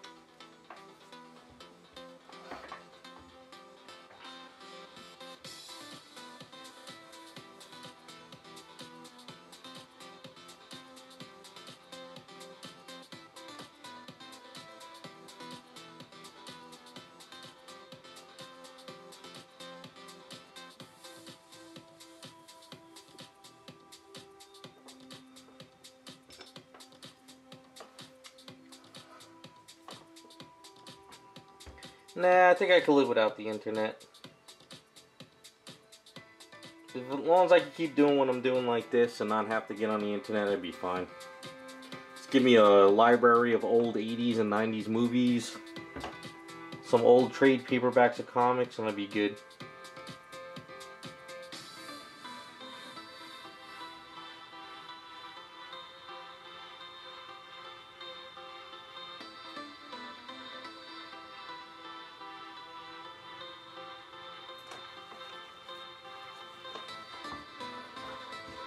This way when you go into town to pick up some supplies, you see the zombies walking around and then you know it's the end.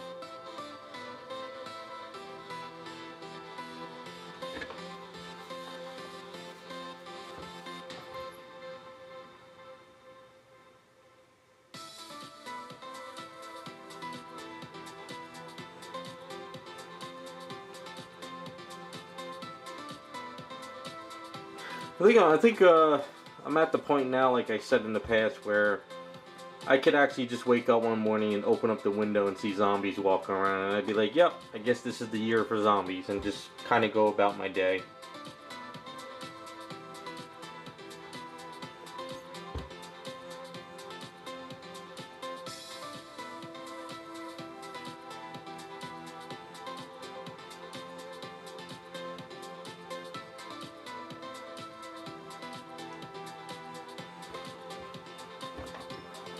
You know, just wake up, you have a cup of coffee, you look out the window and there's just zombies, and you'd be like, okay, so what year is it this year, you know? Just be like, whatever.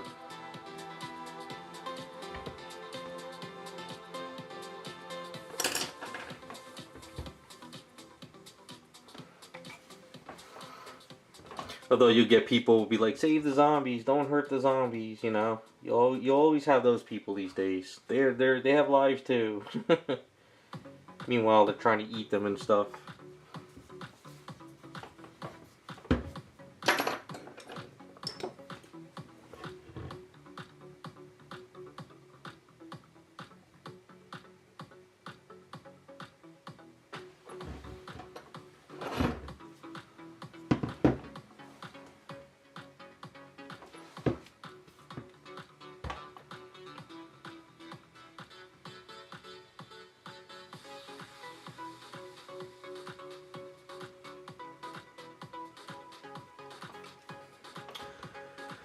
Yeah, that's, you know, somebody be like, we gotta get rid of the zombies, they're taking out everyone, blah blah blah, and you'll get people protesting, oh, save them, they have lives too, blah blah blah. And I'd just still be sitting there just laughing my ass off, just like, ah, oh, it just doesn't end.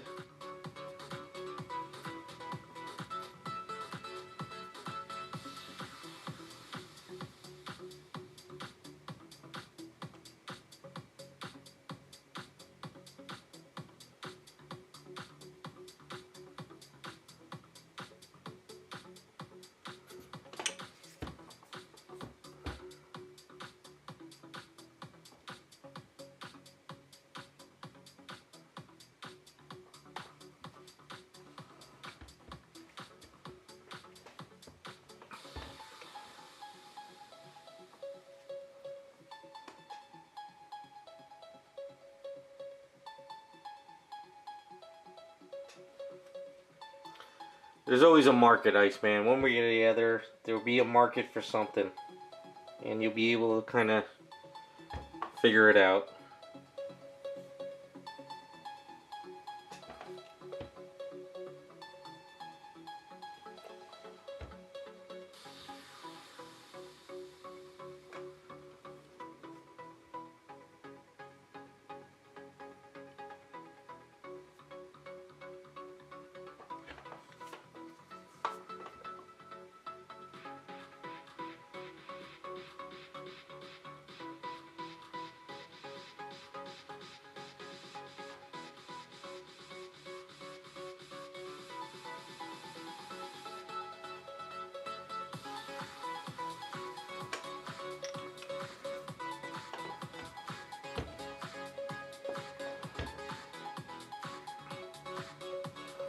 No, it'll be like Shaun of the Dead. They'll find ways to utilize them.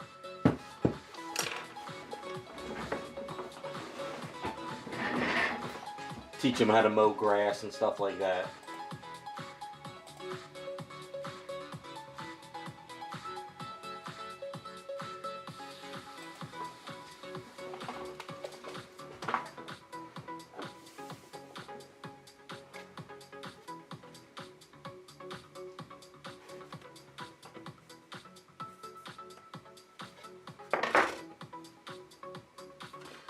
Watch, someone will tell me that's insensitive against zombies.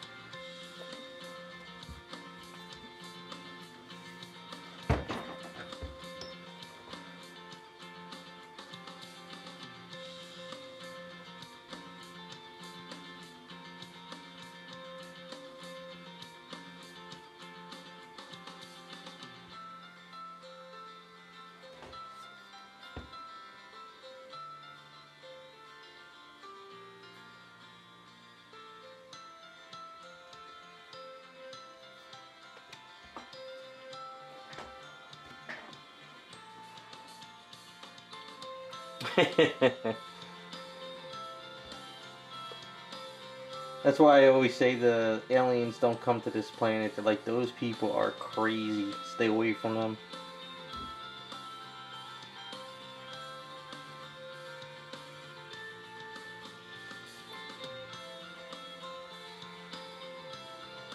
It's like we're the bad neighborhood of the galaxy.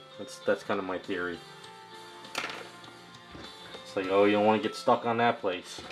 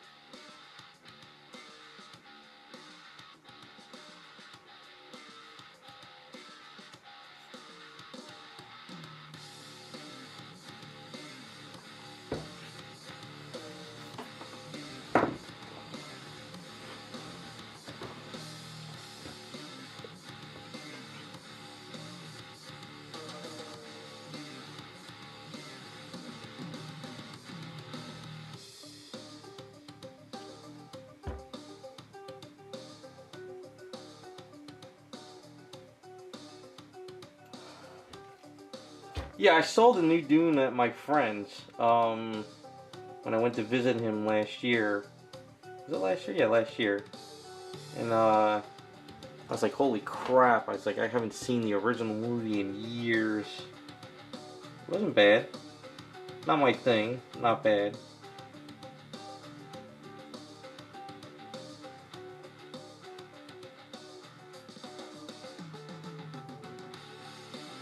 Oh, and I finally saw Spider-Man. That was damn good.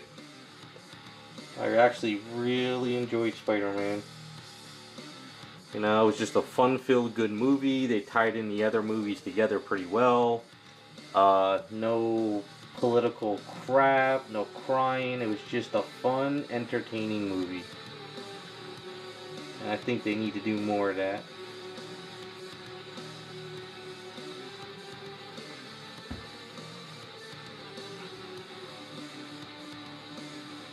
I know I'm late to the party. I know everyone else has probably saw it, but I don't run out to the movies anymore. But it was good movie. I can see why it made all that damn money in the box office.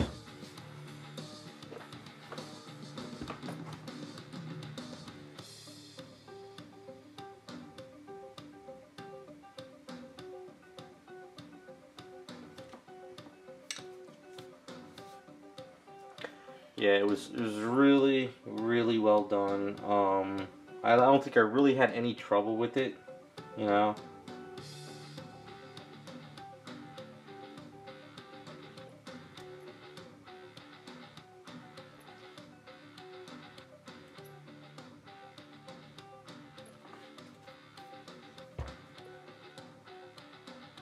In trouble, I mean, there wasn't anything I could really nitpick at it.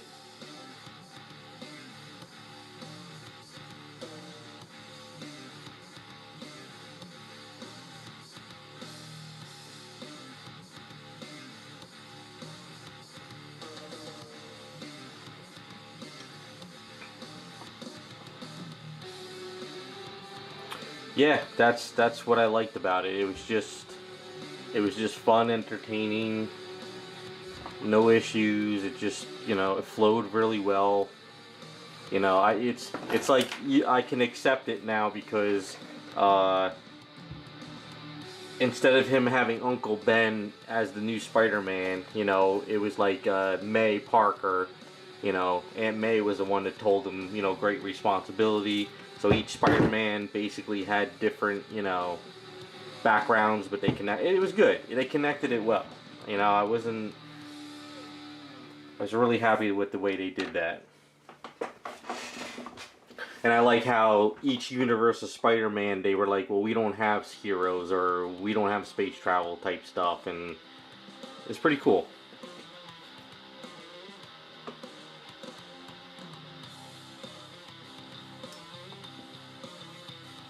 Like I said, I know I'm late to the party, but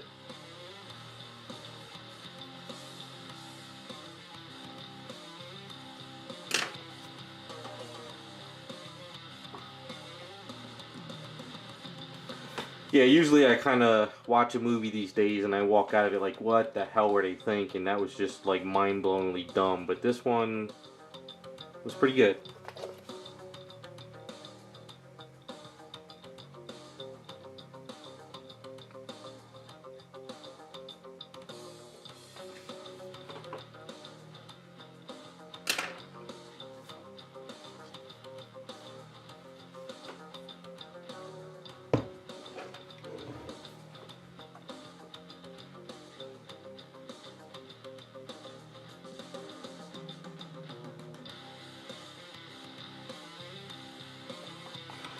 It would be kind of cool though if they could turn like Toby's character into Spider-Man from what is it?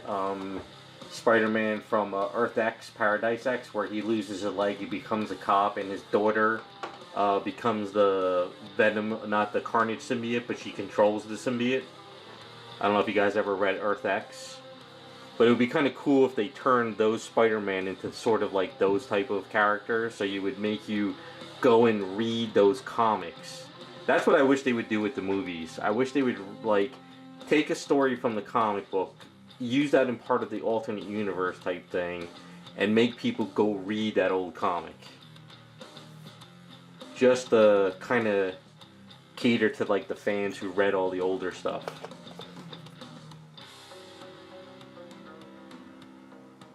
That's kind of what I would do if I was to make a movie. Kind of tie it into some of those older stories.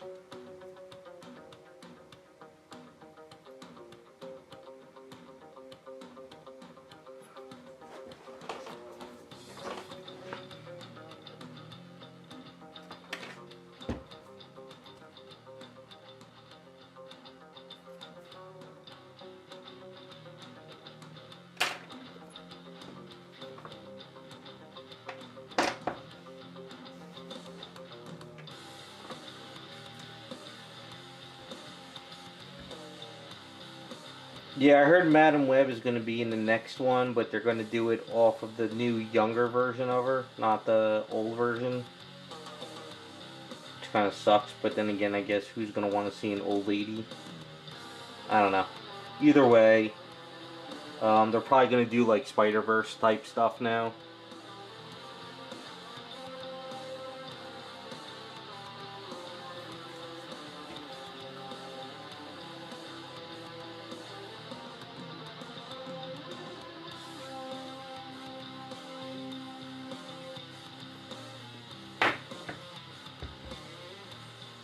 Yeah, so I guess they're gonna have the Illuminati, which is like, what is it? Namor, Professor X, Peter, no, I mean Tony Stark, and Mr. Fantastic. And I think they're using the old Mr. Fantastic from that Fantastic Four movie, the one with the guy who played Captain America as Johnny Storm. That guy. That's the rumor. Which is kind of cool, you know. I don't mind throwing some of the old actors from the older movies.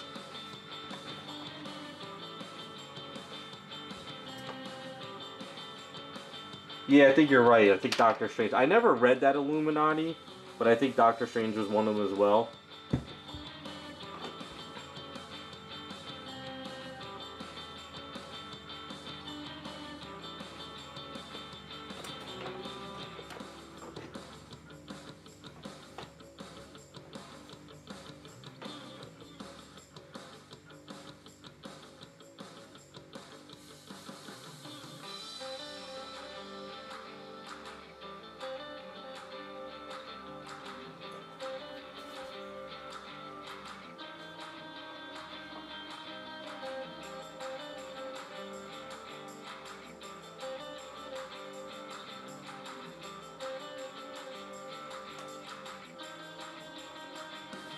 Just hope they don't mess up the X-Men. That's the only thing I'm concerned about, because the rumor is they want to call it X-People, not X-Men. Like, really? Do we have to do that?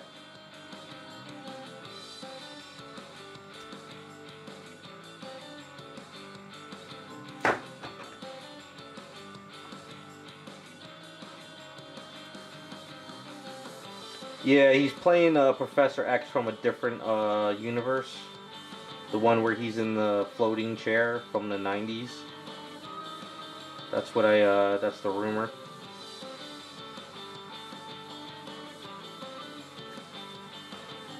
Yeah, I wish I was joking, but that's the rumors. They're gonna call it X-People, not X-Men.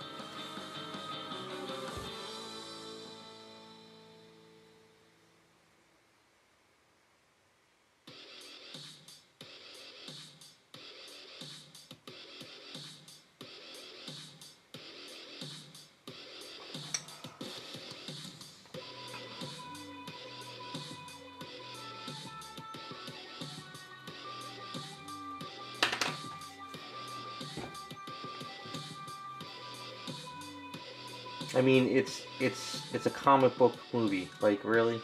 Does it make a difference? You know?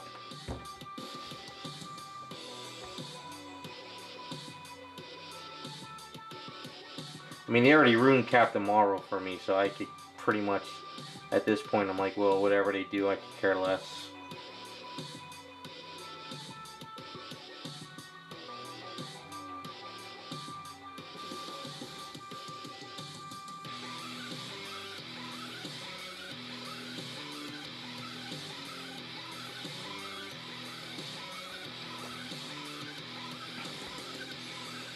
When I heard Captain Marvel was going to be in the movies, I was like, oh man, Marvel would be awesome, blah blah blah. And this is what we got.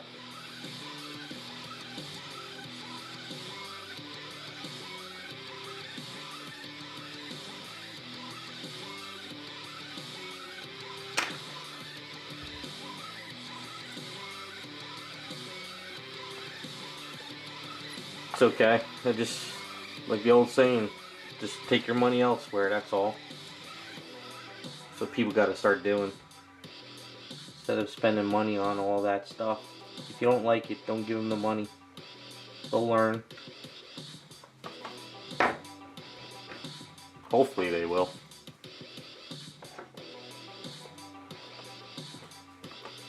Well, I'm glad I never saw the Captain Marvel movie. I refuse to.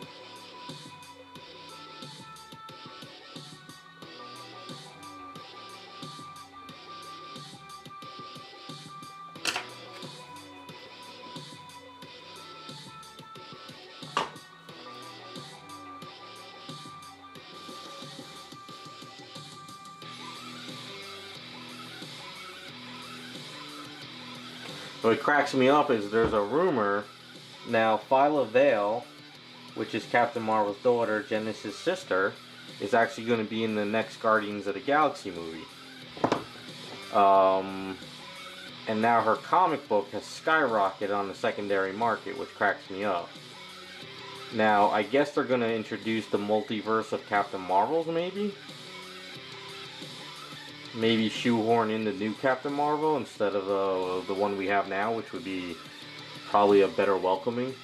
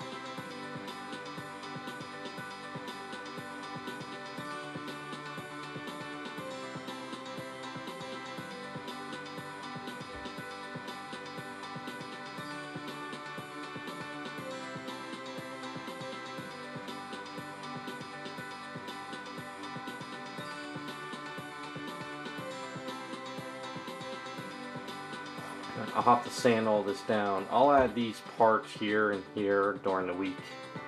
Just get them in there. So this way, most of the outfit will be done except for the flaps and the shin guards.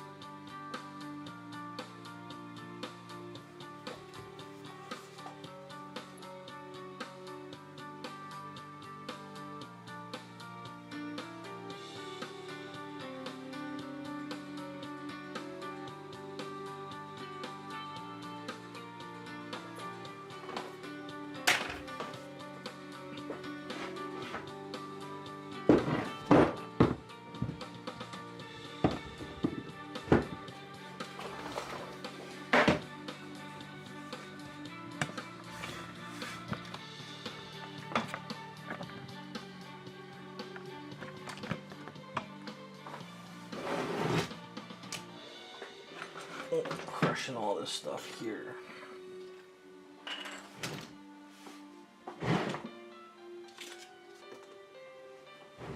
Alright, so it's kind of twisting weird, but it's kind of hard to get it.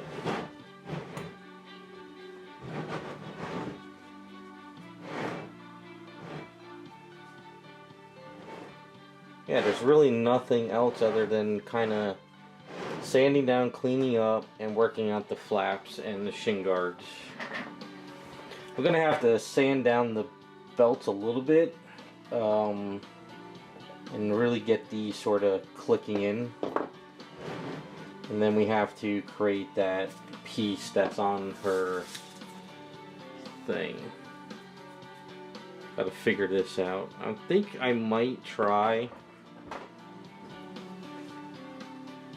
if it works, like, so if I put that piece there, maybe we'll sculpt the piece onto this and connect it, because it's supposed to go there, like you're supposed to have that part like right there. Or I might just sculpt this onto that, paint it, and then have this piece attach on. I gotta figure that out next week. Not really sure on that one.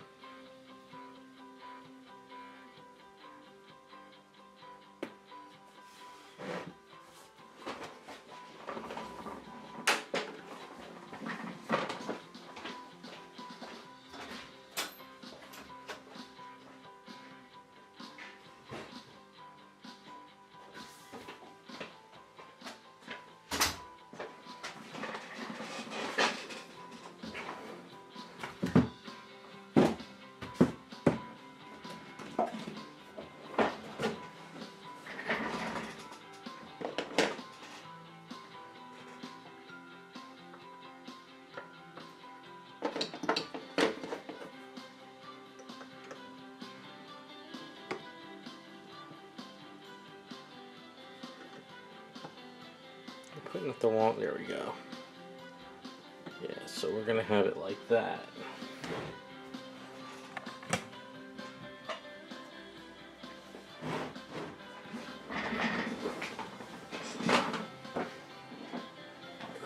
So I think I gotta start priming up her face too.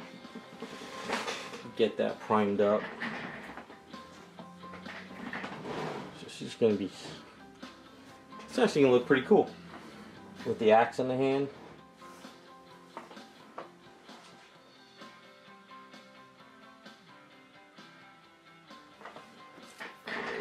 Once we get it in the hand, what we'll do is we'll put a piece here, like right here, and then we'll put another piece here, and then what we'll do is we'll wrap some rope around it.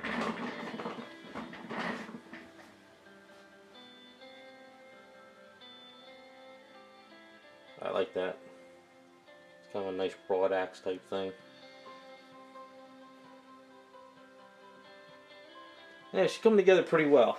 Like I said, so the flaps are going to be the hardest part. So hopefully if I get a chance to start drumming out part of her body. Because like I said, tomorrow I'll sand down a little bit. I'll add this piece here, sand that down, get that all done for next week. Oops. I don't want to break shit. But we'll start planning out these flaps, and then hopefully we'll get the shin guards going too. I'm going to try real hard to make these, paint these separate, and then just kind of throw some eaves in an area here, because I'm going to chop some of this out. I'm going to chop some of that out, and then I'll kind of grind in this inside a little bit here as well.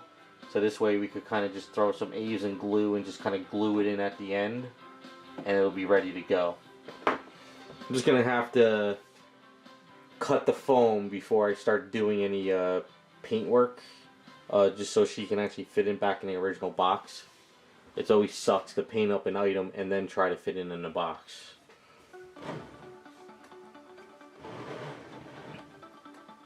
So I love the sculpt though. They did a great job on her. The booty, the whole back muscles, the leg muscles, they did a great job on it.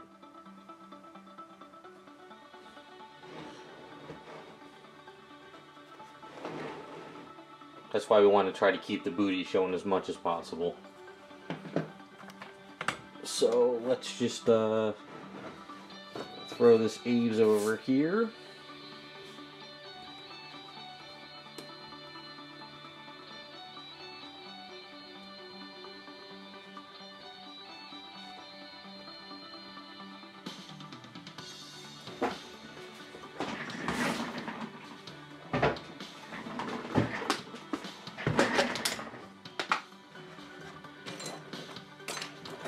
just had a really... I destroyed this one.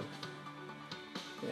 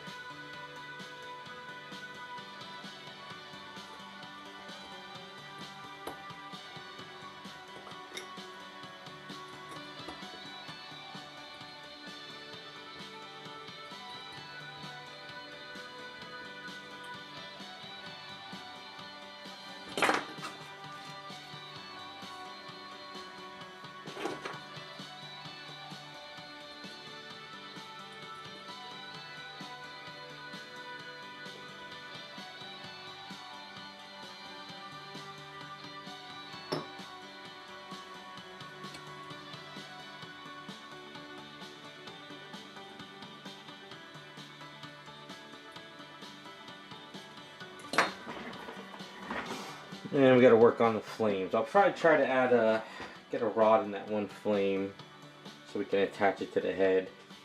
I think what I'm going to try to do is when I go into the garage and I do some Dremel work, maybe what I'll try to do is sort of crack this up a bit. Add some cracks around here. Just kind of like chop it up, make it look like it's cracking.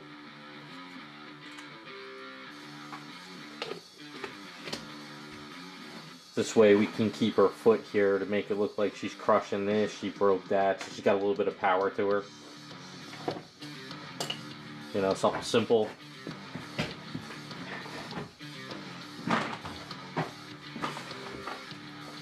What I'll try to do is I'll try to prime the base too, get that sort of cleaned up a bit as well. But I don't mind when I start painting it up though, that I overspray onto the base, because that might help create the dust a little bit better too. So we'll see how that works out. So I'll try to prime her face. Try to get the face primed up. Try to get the body cleaned up a little bit more. Get the base going. And then we're really going to have to plan out these flaps. Like I said, this flap, what we'll do is we'll attach it. And then I'll try to paint with it there. But the back one we're going to try to make removable. It'll be the best way of doing that.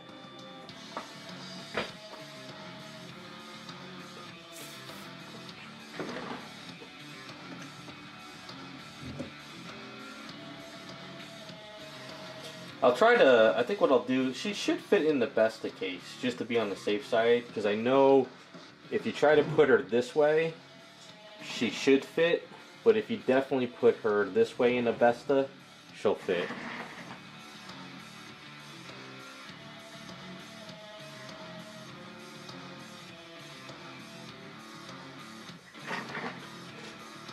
Probably look pretty cool next to a Green Lantern. Like if you put her in front of like Green Lantern or Sinstro or something. That would kind of look cool. But her eyes are going to be white though. We're going to definitely white out the eye. So wherever you turn her, we don't have to worry about her looking in that certain direction. So that's the good thing about that. She has white eyes.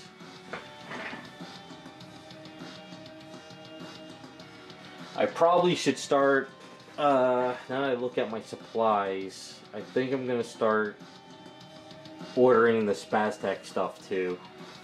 If China is shutting down and all this stuff is going to shut down, I probably should get my paint supplies soon. So I think I'm going to order a couple paints that I'll need for her. I'm going to get a hold of Jessie too from Garage Kits. Get all the skin tone stuff I need. And just get everything ready. So this weekend's going to be busy of ordering paints. And I'll try to get my paints ready for Giganta as well.